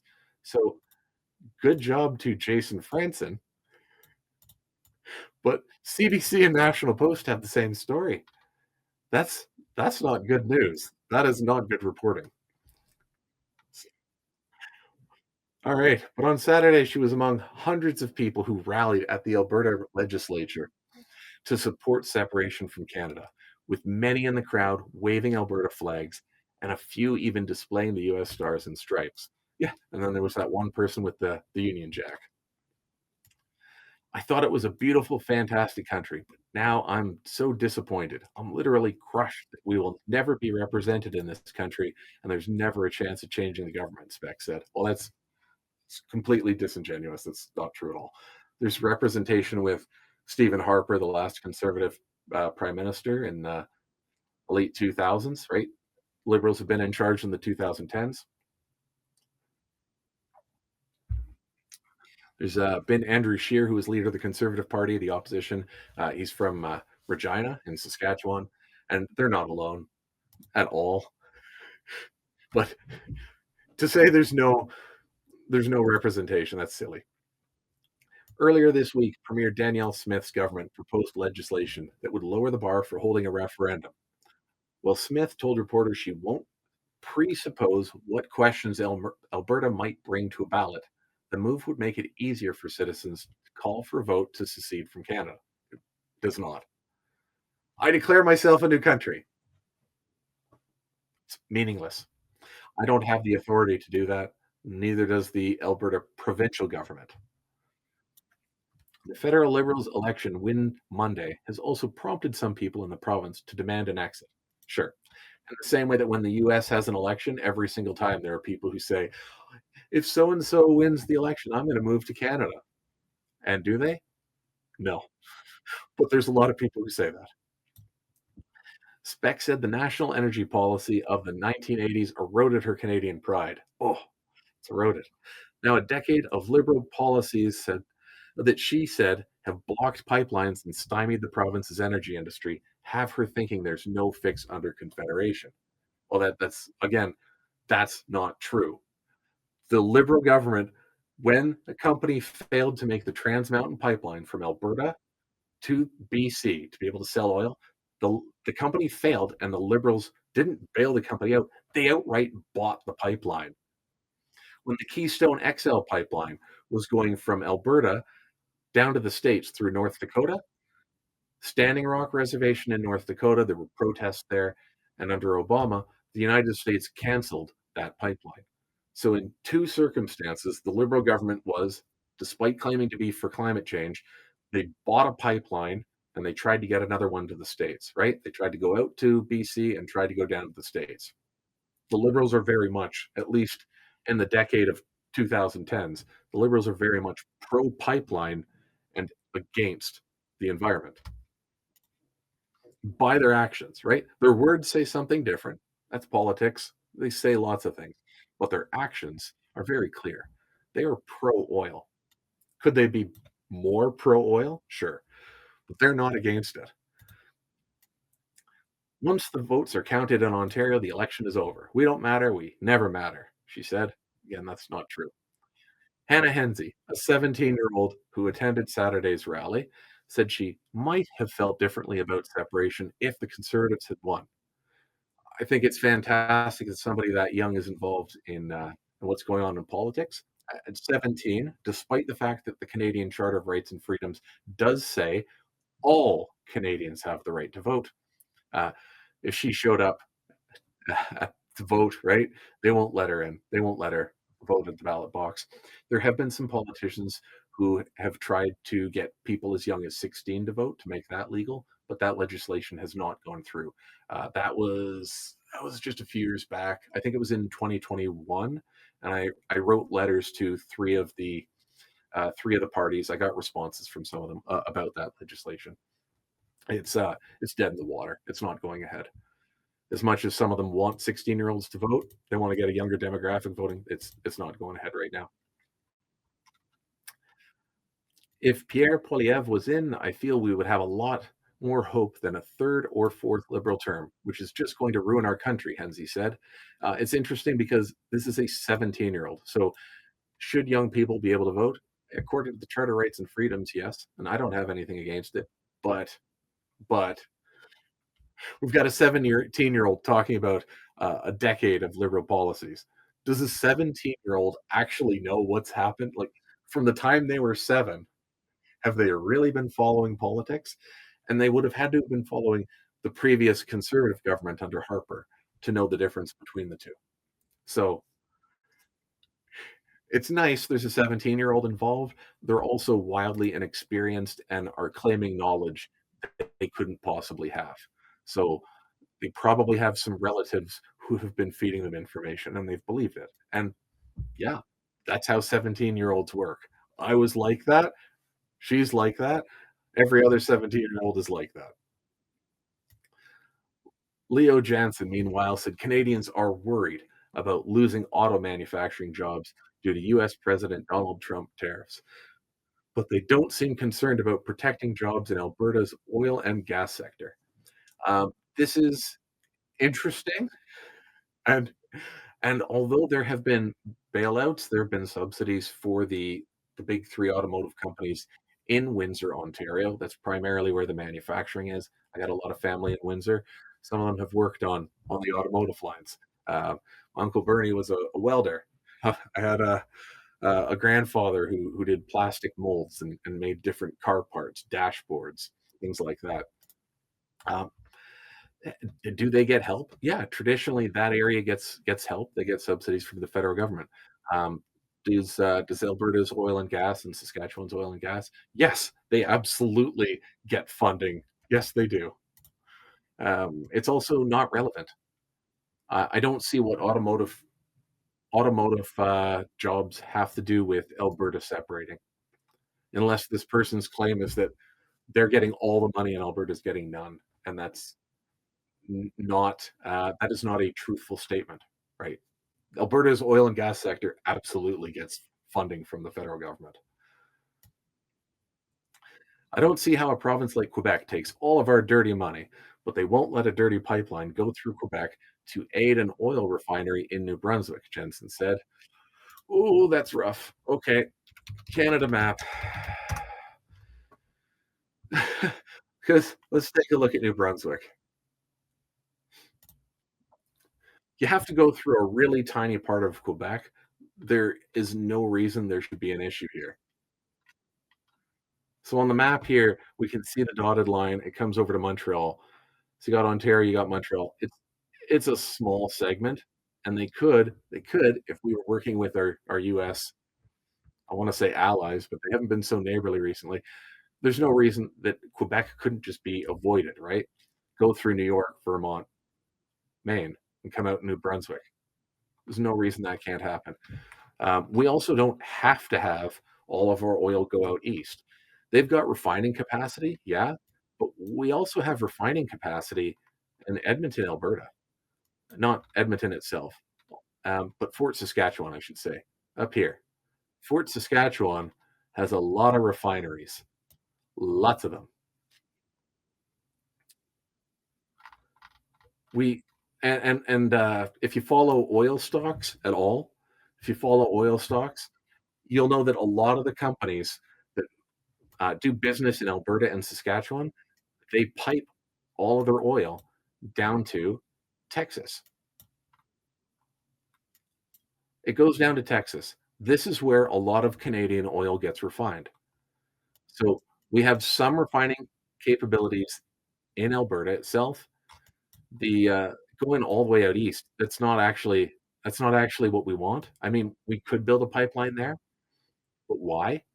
They have refining capacity for the east because there are refineries, right? Like, there's refineries off the coast of Newfoundland, of Nova Scotia.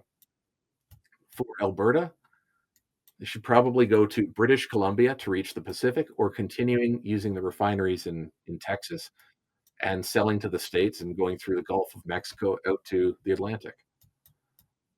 Yeah, it's the Gulf of Mexico as well. Um, I'm not even entertaining the other name.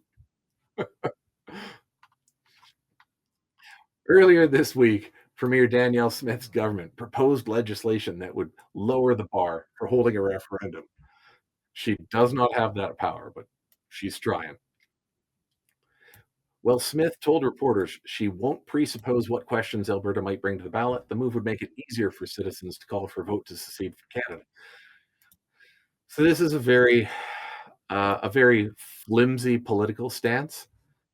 Is she wants to just put the idea out to the people. Just let them have a say. Let them decide. And she wants to invite Indigenous people to give up their treaty rights and their lands, just voluntarily. Sure, invite them, despite the fact she has no authority. She won't take a strong position. What does Alberta separatism look like to Smith and her constituents, her supporters? Surely, out of all the conversations she's had, some people have proposed actual ideas. She has nothing. She's just doing the just asking questions. I'm just a referendum for the people. It's a very dishonest and flimsy position for her to take, but it is common for politicians to do, right? She's sitting on the fence. Clearly, she wants to be on the side of separatism, but she's sitting on the fence. She is the premier of a Canadian, not a US, but a Canadian province. So there's that as well. She's trying to both sides this. Clearly, she sits on the side of separation, but she's trying to both side this so that she could be either in charge of Alberta separate or in charge of Alberta as a Canadian province. She's there for the power. That's all she wants. She's just trying to keep her job.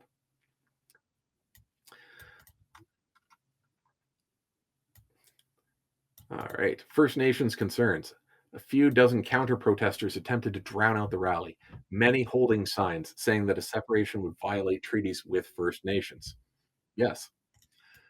Piikani Nation Chief Troy Knowlton said in a letter earlier this week that it's understandable. Many in the West are frustrated. Their rejection of the federal Liberal Party in the election didn't play out elsewhere.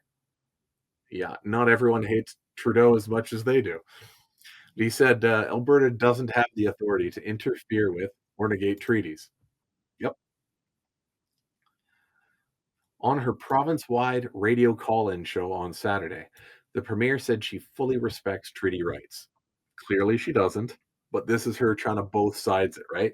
She wants some people to think she's a good premier in Canada and others to think she's a good leader of a separate Canada. She says, everything I do is changing Alberta's relationship with Ottawa. Yeah, for the better or worse. First Nations have their own relationship with Ottawa, and that's enshrined in treaties, plural. There are 11. She says that does not change. I mean, obviously it does, right? If Alberta separates, obviously the relationship changes. She's not being honest. In March, Smith threatened a national unity crisis if the next prime minister doesn't acquiesce to a list of her demands within 6 months, but reiterated this week that she supports a sovereign Alberta within a united Canada. She clearly has an idea here. I believe she's playing both sides. Rally attendee Susan Westernair said she believed everything would be better if Alberta separated. We have the oil, we have the resources. We're fine, Westerners said, noting she believed Monday's election was rigged. So we've got some vote denial, but also somebody who's never looked at a map. Because if you look at a map, you'll see that Alberta and Saskatchewan on their own are landlocked provinces. This means that anything Alberta and Saskatchewan want to do in terms of trading, right? We want to send our resources somewhere and get paid for them. It means we have to go through the rest of Canada. So if Alberta and Saskatchewan believe we're being mistreated now as provinces, it'll be a lot worse as foreign nations. There is no economic advantage to separating in that way. The whatever extra money she thinks that we get to keep in Alberta and Saskatchewan, it's she doesn't get it. This is one of these embarrassed millionaire statements. Whoever Susan Westeners is, she is not the owner of Shell. She is not the owner of Syncrude. She does not own an oil company.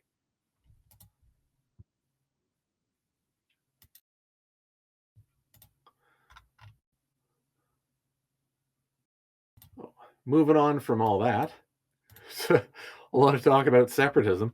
How about some there's Trump warmongering. I wanna touch on this, and then I wanna get to Alberta Republicans, which has just come out in the last 24 hours, and this is something we should actually be concerned about because this is an organized movement, and it's foreign. It's not Canadian. At least that's how it's looking. So, a little Trump warmongering because he wants to lay claim to Mexico, to Greenland, to Canada.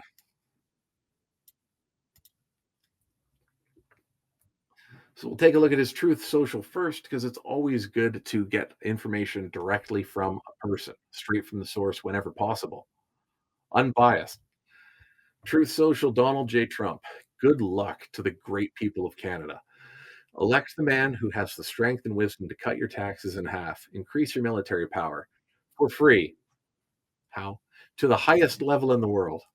Have your car, steel, aluminum, lumber, energy, and all other businesses quadruple in size. How? With zero tariffs or taxes. Is it really? Really? The zero taxes? If Canada becomes the cherished 51st, well, he's still not including the District of Columbia, right? Washington, D.C., or Puerto Rico. Both of those should be states before us. And okay, and I don't want Canada to be separate anyway, but if the United States was seriously considering adding on additional states, Washington and DC, or sorry, Washington, DC and Puerto Rico, they should absolutely come first. State of the 51st state of the United States of America. No more artificially drawn line from many years ago. Oh, yes, Trump doesn't suddenly believe in borders. Oh, the southern border with Mexico. He absolutely believes in that one, but that northern one where he could maybe claim some of the land, it's an imaginary line all of a sudden. It's just artificial. Look how the guy's such a hypocrite. Look how beautiful this landmass would be. Yeah, I agree. Canada is a beautiful landmass. Free access with no border. All positives with no negatives. I, no, no, there's negatives. It was meant to be. America can no longer subsidize Canada with the hundreds of billions of dollars a year that we have been spending in the past. That's not how business works. When Canada has a resource, right, it's like a store. If you have a good or a service to sell, and then a customer buys it, that's what it's a transaction, right?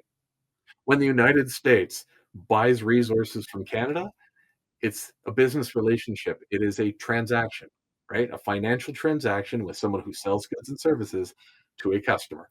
The United States buys stuff from Canada. That's not a subsidy. That's not how it works. But this is Donald Trump, and he doesn't understand basic economics, and that's frightening.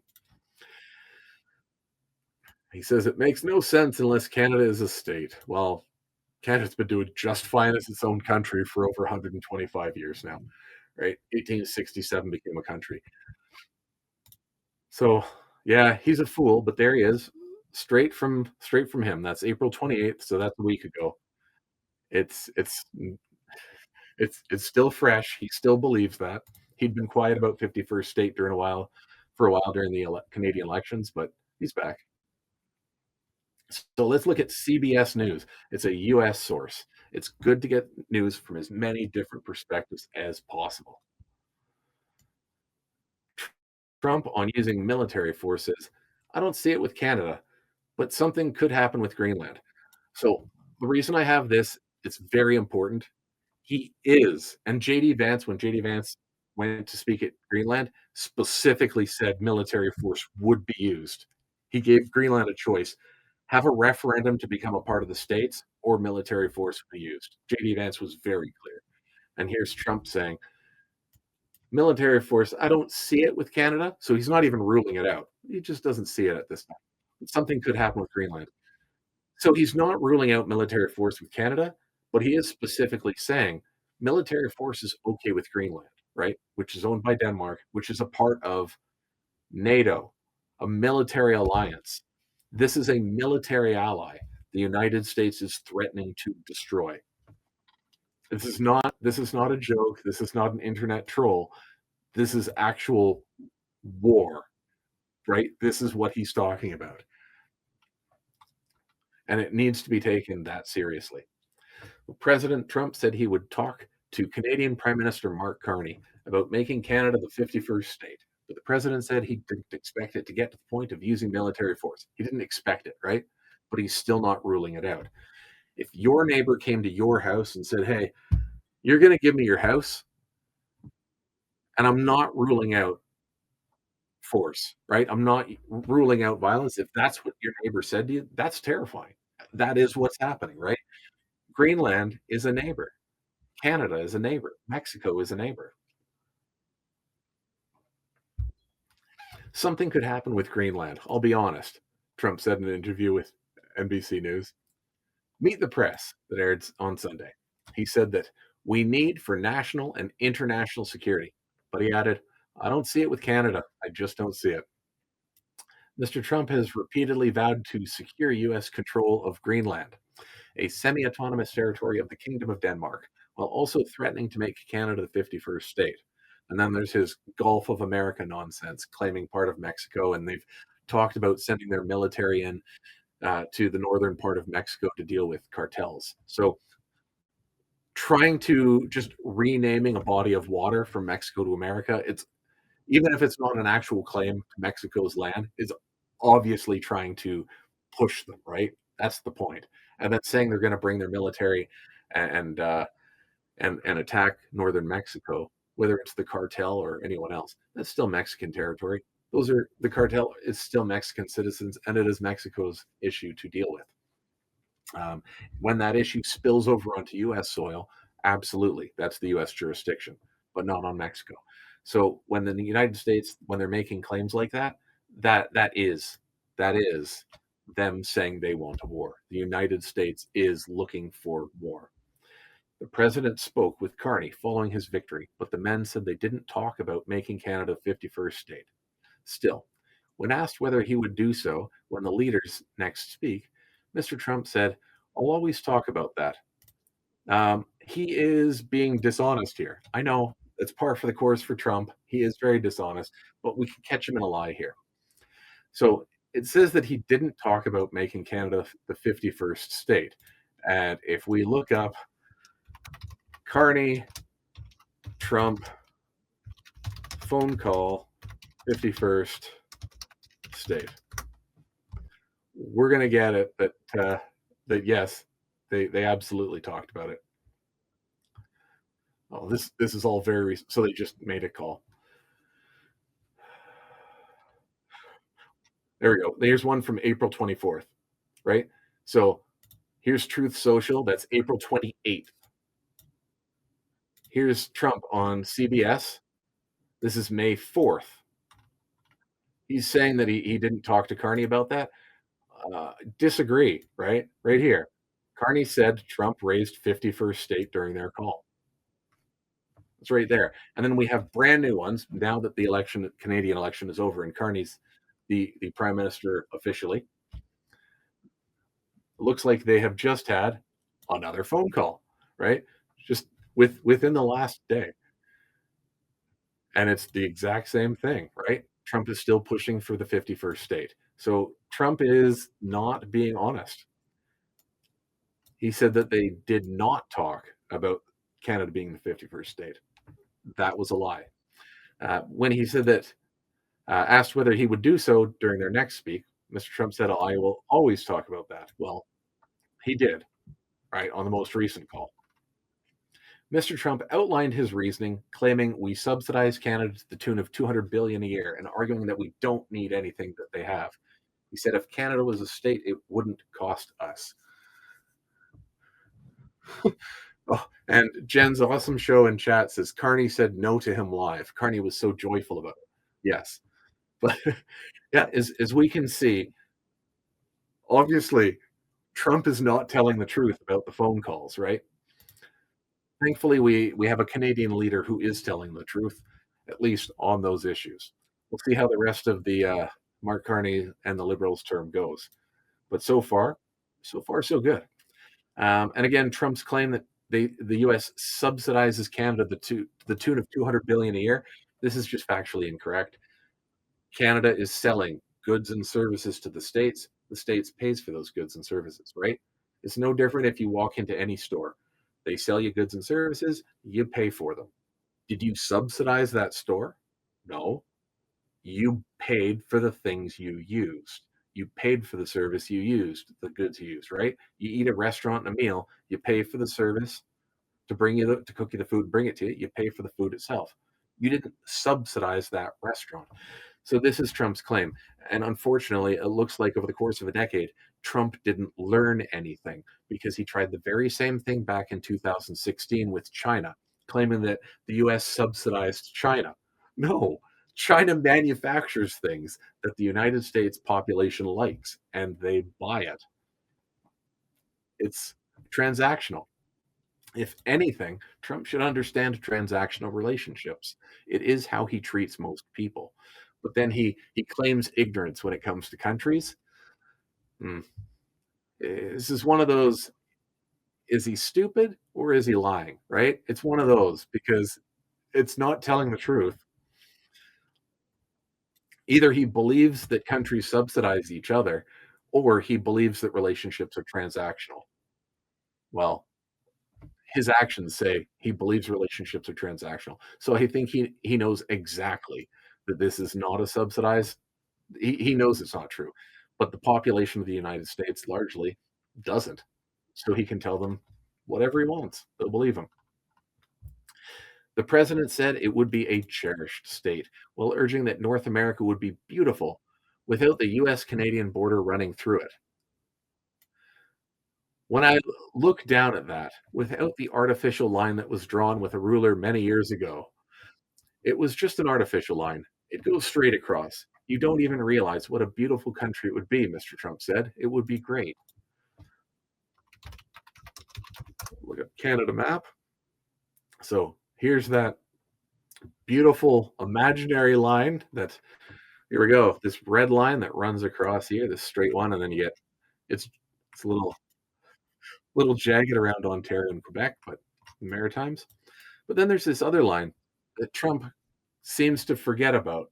When it comes to Canada, oh, it's just some line that was made up a long time ago, and we don't need that line, and it would be better without. But then you look at Mexico and the U.S. border, and he's all for putting up a wall and keeping people out, and suddenly that line means a whole lot to him. So once again, this is a question of, is he stupid and doesn't know what borders are, or is he dishonest, right? Is he stupid or lying? Either position doesn't make him look good.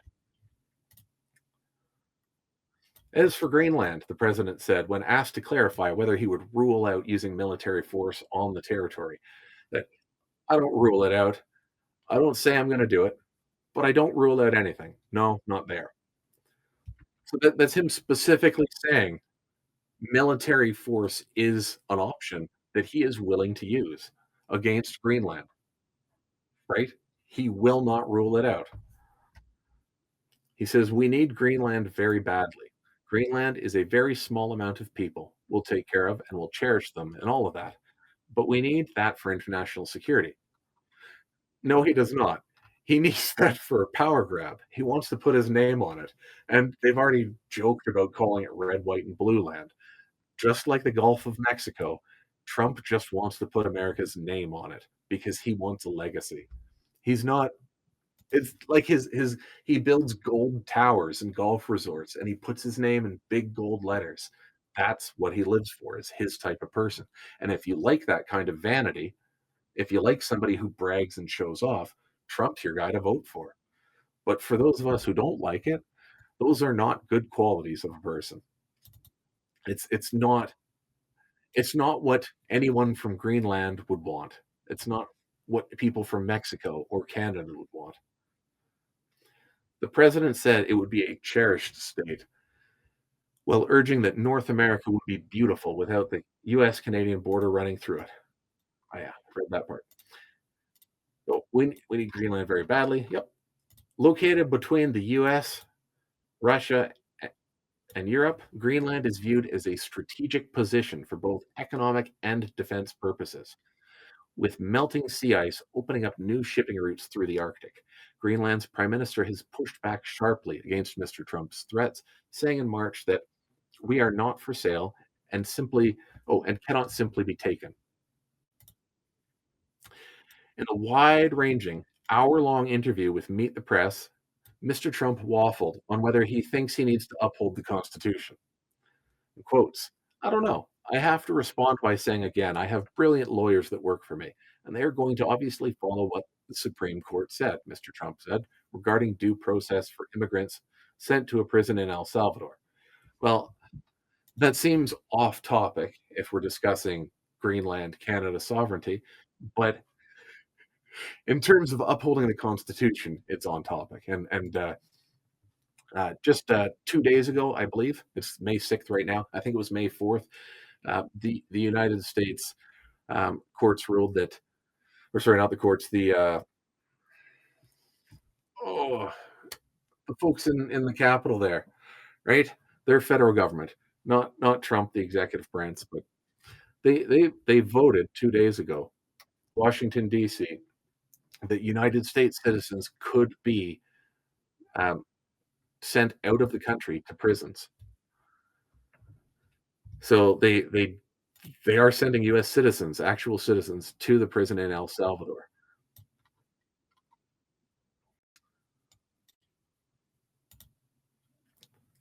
Last one here from Trump. He says it's highly unlikely U.S. ever uses military force to annex Canada. Once again, he's not ruling that out. That should be incredibly concerning to everybody. It's not a joke. He is saying he is willing to use military force to attack Canada. We're supposed to be allies going back for most of our history, right? Like the last time our countries had issues, few incursions in 1865, 1866. Prior to that was a full war in 1812. It's 2025 now. We're talking about, 213 years ago was the last time our two countries had an actual war. That is so incredibly rare throughout the entire history of the world to have two large neighbors like the US and Canada who have had over 200 years of peace. So for him to just out of nowhere decide he wants to attack us and the military is, it's not something he'll rule out. That's concerning. So US President Donald Trump says it is highly unlikely the United States would ever use military force to annex Canada, though he maintains he will continue to push to make Canada the 51st state. In a wide-ranging interview on NBC's Meet the Press, which aired Sunday, Trump said he won't rule out military force against Greenland. He doesn't see it happening with Canada. Again, just because he doesn't see it happening right now with Canada, he's not saying no. So I think we're not going to ever get to that point, Trump said. Well, that's nice he thinks that, but if we as we've seen with Trump, he doesn't just change what he says from one moment to the next. He'll say contradictory statements in the very same sentence. He is not someone who can be trusted. He has broken agreements time and time again. In his original term, 2016 to 20, he broke the agreement with Iran, and now Iran is pursuing nuclear weapons. Although they may have been doing so in secret before, he broke the agreement. NAFTA, which was the United States agreement, trade agreement between US and Canada, first thing Trump did when he was in power was he declared back in 2016, declared Canada a national security threat, and he ignored NAFTA. He ignored the agreement we have and he tariffed Canada. Then he came up with his own, right? The USMC. Anyway, it was the second version of NAFTA, which was Trump approved. He got reelected in 2024. 2025, he took power, right? And what did he do? Tariffs on Canada, threatened Canada, and said the trade agreement with Canada was no good and the person who made it was an idiot. Well, he was the one who made it. So yeah, he makes contradictory statements. He can't be trusted with an agreement. But I think it's highly unlikely. I don't see it with Canada. I just don't see it. I have to be honest with you.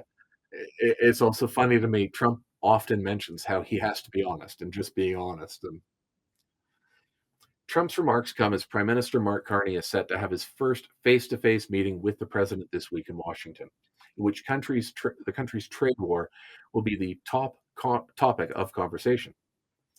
On Sunday, Trump called Carney a very nice man and that he congratulated the prime minister on his election victory during their call last week. There's no majority or anything, so that's going to make things a little bit difficult, I think, for him to run, Trump said. But nevertheless, had a victory, and he's a very nice man, I think. The Canada US Mexico Agreement on Trade, there it is, CUSMA, Canada US Mexico Agreement, right? Was negotiated during the first Trump administration. At the time, Trump called it the best deal ever, and Canadian officials declared it a victory for Canada. CUSMA is up for review next year, but after Trump's return to the White House, it quickly became clear the president intended to rattle the Continental Trade Pact. The rattle. That's another way of saying to not obey the agreement he put in place. Right. Canada and Mexico were hit early with tariffs. The president linked to the flow of fentanyl, despite the fact fentanyl doesn't come from Canada. It says, and people across the border. Once again, like there's almost no one from Canada going to the States. The opposite is happening, especially in Canada's Roxham Road, where there are a lot of people from the States coming up to Canada as refugees. Not many U.S. citizens, right? But it's refugees coming to Canada through Roxham Road. The US government data shows a tiny volume of fentanyl is intercepted at the US Canada border. Both countries were also hit by Trump's steel, aluminum, and automobile duties. Yes, just like during Trump's first term in 2016. Speaking with reporters in Ottawa on Friday, Carney said he would be working to get the best deal for Canada. Asked by Meet the Press host Kristen Welker whether Trump will talk to Carney about becoming the 51st state, Trump replied, he'll always talk about that. You know why? We subsidize Canada to the tune of 200 billion a year, Trump said, which just that's been debunked so many times. It's a customer relationship. Goods and services are exchanged for money. There is no subsidy. That's not a thing. Not happening. It's not a thing. Not true. In fact, the United States trade deficit with Canada was 63.3 billion in 2024, according to the Office of US Trade Representative. A trade deficit is also not a subsidy. It's also not the correct dollar amount. 63 billion isn't 200 billion. So even if he's claiming a trade deficit is a subsidy, he would still be wrong on the numbers. The US imported 412.7 billion of Canadian goods in 2024, most of which being energy and minerals. We don't need their cars, we don't need their lumber, we don't need their energy, we don't need anything. We do very little business with Canada. They do all their business practically with us, Trump said. Like none of that statement is correct. None of it. In fact, in terms of energy, the east coast of the United States relies heavily upon the nuclear reactors and the hydro dams in Ontario and Quebec. They produce electricity. Quebec, tons of hydroelectricity that gets sold to the states. According to data from the US Census Bureau, the US imported more goods from Mexico and China than it did from Canada in 2024. I love when the data comes from the United States itself, when the US government debunks their own president and his nonsense. Canada represented 12.6% of all US imports. It's sizable, but not everything. When Trump says that they can do without Canada, yeah, probably, but 12%, including your electricity for the East Coast, that's pretty big. He might wanna shop around before he starts running his mouth about not needing Canada. And, well, at the same time, this is one of the contradictions and lies in Trump. He says he doesn't need Canada, and yet he wants to claim Canada for its resources. So which is it? You need Canada or no? He says, "We don't want their lumber. We have great lumber. All they have to do is free it up from the environmental lunatics. We don't need anything that they have." It's just foolish statements from a guy. Okay, so now's the good part here. It is the Alberta Republicans. So before I end the stream, I want to take a look at Reddit, and this is from Edmonton 16 hours ago. I had people canvassing. It says, "Hello, Reddit. I had people canvassing for the Alberta Republican Party today at my door in YEG." YEG is the airport code for Edmonton. I asked them, "Are you even from Alberta?" Of the 7-ish of them, only one said she was from Alberta. She wouldn't say where, and if I give her the benefit of the doubt, that leaves the rest of her crew as outside agitators. I'm gonna say that that's an assumption, right? Says, "I asked directly, and they wouldn't deny that they were Americans. I reported it to CSIS." CSIS is Canada's secret service. They're like, eh, they're like CIA, FBI. They're kinda like that. They're Canada's spy agency, security, but not police, and they're not military. So this says, "If they show up at your door, could you do me a favor and harass them to find out where the hell they're actually coming from and why they're trying to divide our country?" So that's important. That person saw it, but anyone can claim something. But there are numerous people in the comments giving more details. So this is an actual group going through Alberta and trying to, like, an actual organized group trying to get uh, Alberta to join the United States to separate. It's paid work for them. I talked to a pack of them in my neighborhood the other day, all young, mostly visible minorities. They're being paid $20 an hour to do this, so they took the job for the money. All of them told me they are not separatists. The better question is, where is a fringe party like the Alberta Republicans getting the funding to pay dozens of people $20 an hour? That's a good question. This makes a lot of sense to me. Thanks for the info. How very sad someone would work against Canada for 20 an hour. Yeah, probably. But again, if they're not actually Canadians, they're not really working against Canada. They don't care about Canada. The real question is, how do I sign up and lie to them so they think I'm canvassing while they're really paying me to scroll through Reddit at home? Yeah, haha. No, I'm sure if you signed up to Canvas, you'd be with other people and you'd canvas with them. They'd know what you're doing.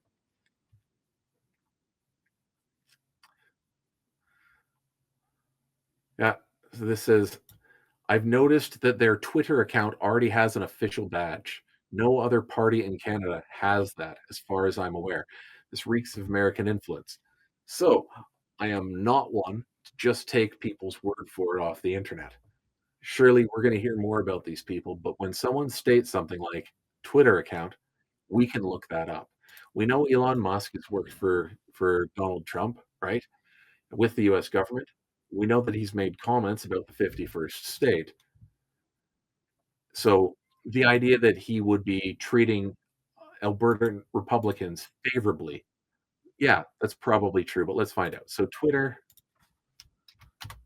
or X, Alberta Republicans. Probably misspelling it. Doesn't matter. It always finds it. So let's take a look at them. They have a shiny gold check mark. They sure do. Alberta Republicans respond to UCP's Alberta Next scheme. This is interesting, actually. It sounds like they're against the UCP. Danielle Smith is the current premier of Alberta who's trying to have a referendum to separate from Canada. And yet, the Alberta Republicans are calling it what she's doing a scheme. That's interesting. For immediate release, Alberta Republicans responds to UCP's Alberta Next scheme, May 5th. So that's yesterday. The Republican Party of Alberta is calling out the UCP's live address on Ottawa oppression for what it is, a political smokescreen. Rather than taking bold, decisive action to defend Alberta's interests, the UCP is recycling the same tired talking points, forming yet another panel, while Ottawa continues to erode our autonomy. This is the fun thing about people who are dishonest. There's always a bit of truth in what they're saying.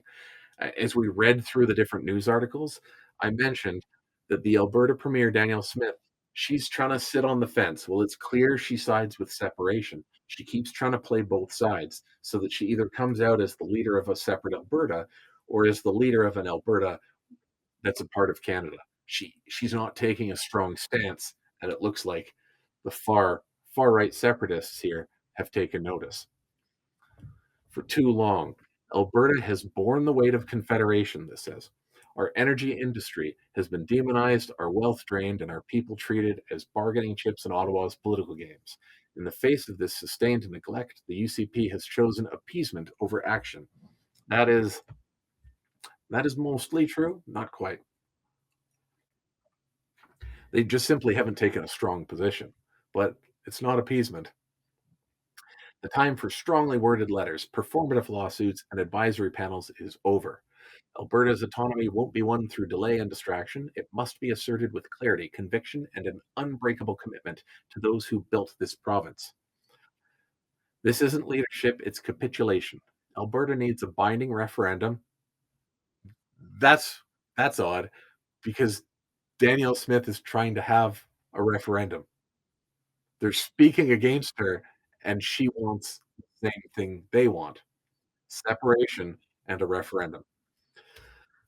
So they say Alberta needs a binding referendum on independence, not another committee, said Cam Davies, leader of the Republican Party of Alberta. The time for posturing is over. It's time for Albertans to decide our own future. Alberta first, not Alberta next. For media inquiries, here we go. So this is an interesting one. I want to look up Cam Davies, Alberta. Well-known conservative operative quits Alberta's UCP party. Says is allergic to transparency.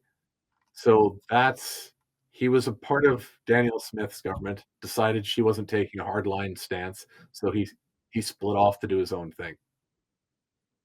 Here we go.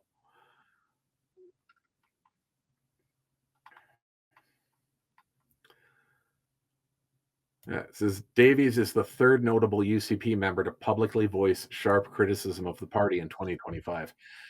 We had a similar thing in Saskatchewan just a couple of years ago, about 2 years ago, where the right leaning party that was in charge, the Sask party, had a faction that was further right than them, didn't feel that the Sask party was conservative enough. So that other party split off. And in order to try to bring them back, the Sask party premier, the leader of Saskatchewan, tried to appease those right wingers and made made a whole bunch of moves against transgender people in Saskatchewan because of that. Made a bill so that they wouldn't be allowed to come out as themselves during their school years, that they had to do it as an adult. Whether you agree or disagree with the transgender laws, that's whatever. But the point is, that's what happened, right? The far right tried to leave and to bring them back.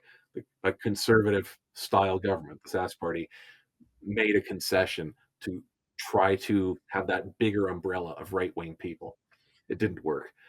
Danielle Smith is doing a similar thing in Alberta where there's a faction of her party splitting off, right? And to try to bring them back, she's holding a referendum. She's talking about separation, but she won't go all in like they will.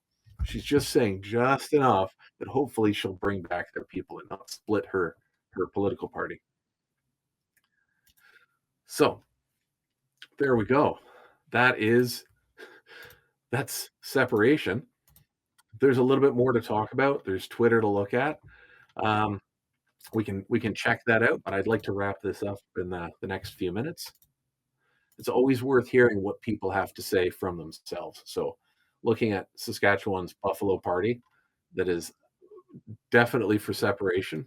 They're these people are they're far right compared to the Sask Party. The Sask Party is right leaning. Buffalo Party is way out there. It says they're an officially registered political party in Saskatchewan. Party of principles, bylaw and constitution.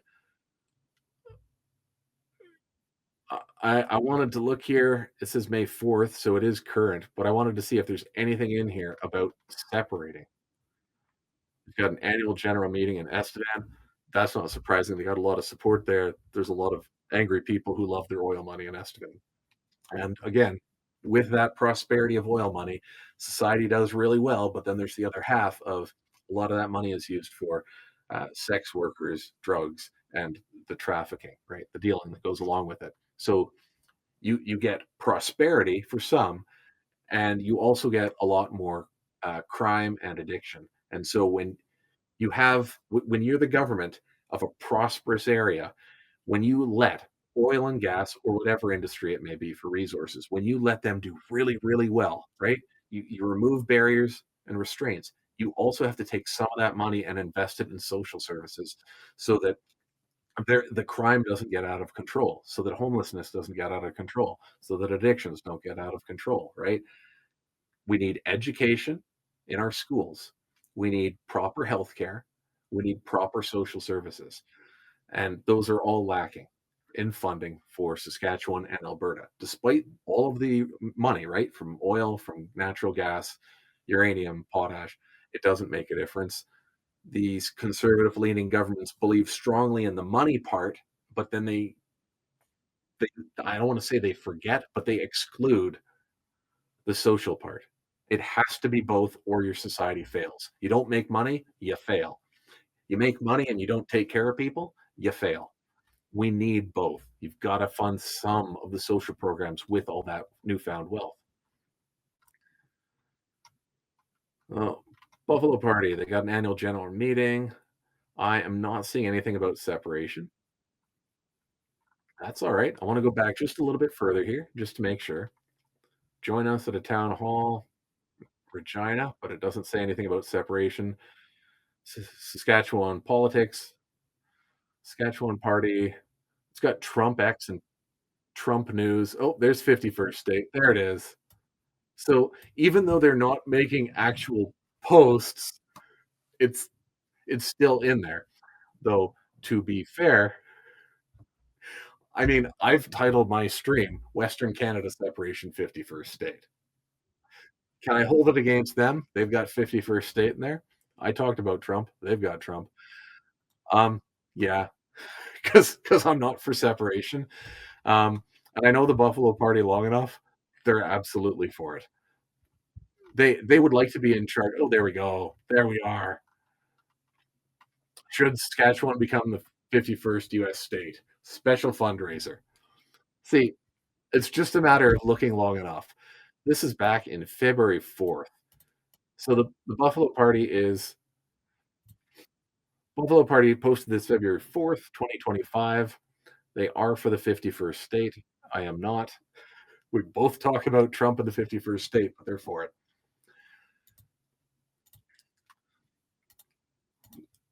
Go to Scott Moe. We'll pull up Danielle Smith as well. What's Scott Moe saying? He's the premier of Saskatchewan. My response to the federal election results and my message to the prime minister. Okay. It's great to have a cabinet meeting, discuss issues of healthcare, education, public safety.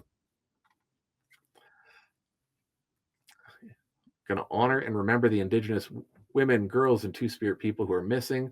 Well, yeah, that was 23 hours ago. So yesterday was May 5th, and that was Red Shirt Day, Red Dress Day. And that's for missing and murdered Indigenous women and girls because their death rate is very high in Alberta and Saskatchewan and Manitoba compared to the rest of the country. And in many cases, it has been shown that there are people who prey upon them and um, and attack them. Right? Like there are serial killers. There are people who will just prey on these Indigenous women and girls, right? Who are alone. So Scott Moe talked about that. I know he had made a statement about not ruling out 51st state. That's May 2nd. Here we go. All right. So May 1st, that's a few days ago. It says the NDP is presenting a false choice between separation and the status quo. Scott Moe says, I'm not interested in separation, but I'm also not interested in the status quo of Saskatchewan being mistreated by the federal government with the full support of the NDP.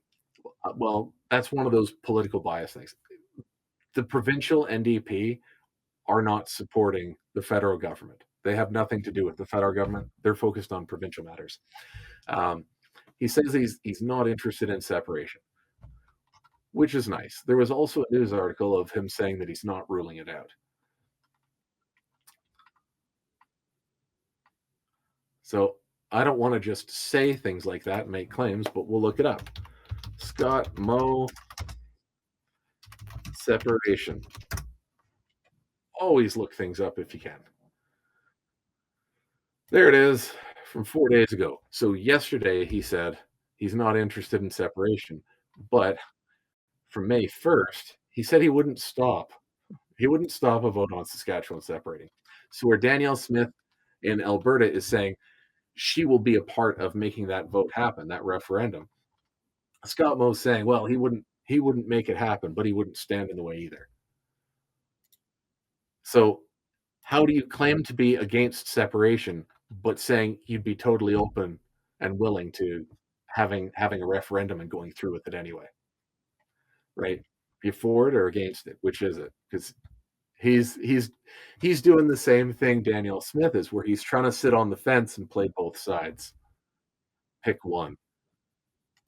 Separations for keeps. You can't sit on the fence. Oh, this is how nice. Danielle Smith is a dog lover. All right.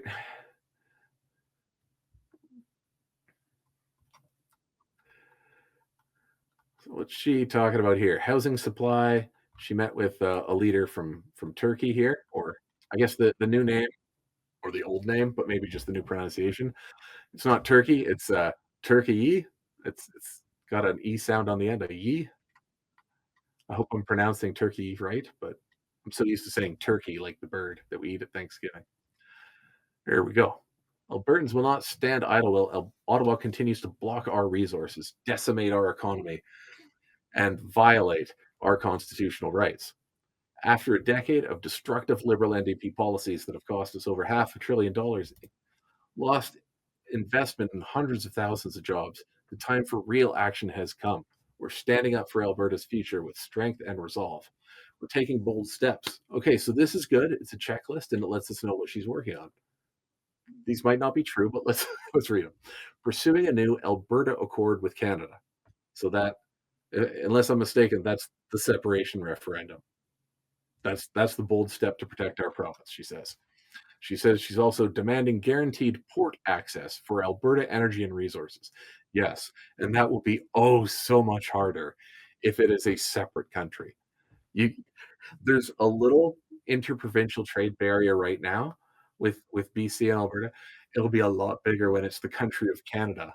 It's Alberta is not stronger as its own country. Okay, she says she wants to require Alberta's consent on any export restrictions of our resources.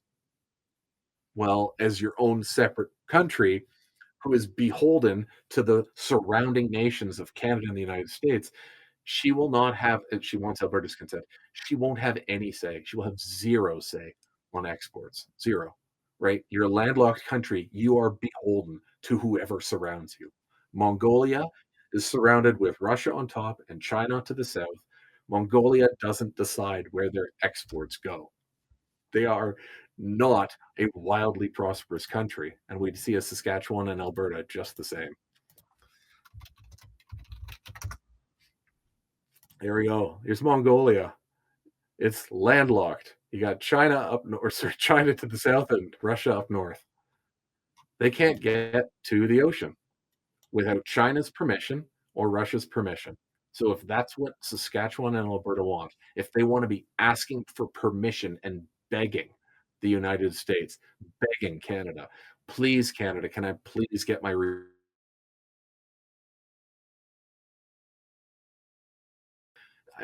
it is not a strong position to be on your own. If you are somebody else's, you're stuck inside of somebody else's territory. It's such a weak economic position. So she says she wants to launch the Alberta Next panel to explore long-term options for economic and constitutional protections from Ottawa. That's interesting. So that panel, that's what the Alberta Republicans on their Twitter, that's what they were talking about, was they were not happy that she's making a panel to explore things.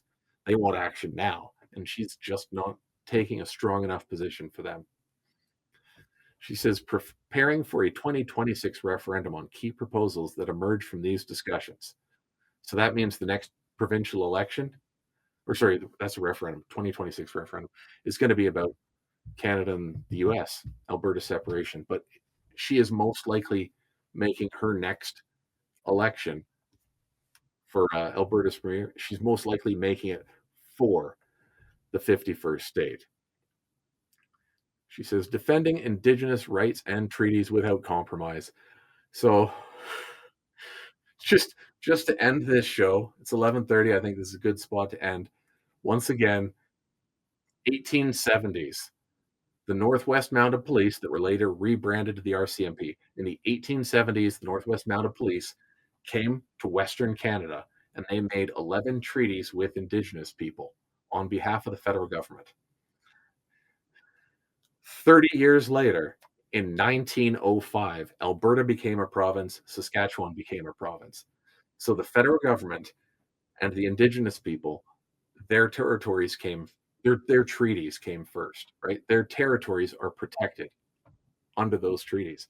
So the Alberta Premier inviting Indigenous people to come and have a referendum and give up their treaties, that's absolute nonsense and backwards thinking. She's trying to she's trying to let people who don't have a clue about how the government works and the treaties, she's trying to convince them that she actually has power she doesn't have. Anyway, it's been a fun show. News is wonderful. I'm gonna move on to some drawing, some animation. So I'm probably gonna have a show later this afternoon where I will do some overlays and some animation for Twitch. Like these little flying tacos that are on my Twitch chat. I made those last night. So we need more flying objects. I don't know, maybe some Canadian flags. I love my country. I'm not big into like displays of nationalism though. So flying a flag is I don't know, like it's the difference between states and Canada. If you go from Windsor, Canada or Sarnia, right? Over in Ontario, if you go from those cities and you cross the river, right? You go across the Ambassador River to Detroit, right? If you're in Sarnia, you cross the river to the US side. Suddenly, as you're driving down residential streets, there's flagpoles on every doorway, right? Above every door with the US flag. But on the Canada side, there's nothing. It's just we love our country, but it's in a less flag waving in your face way. So have a great day. Have a great time, and I'll be back for this afternoon.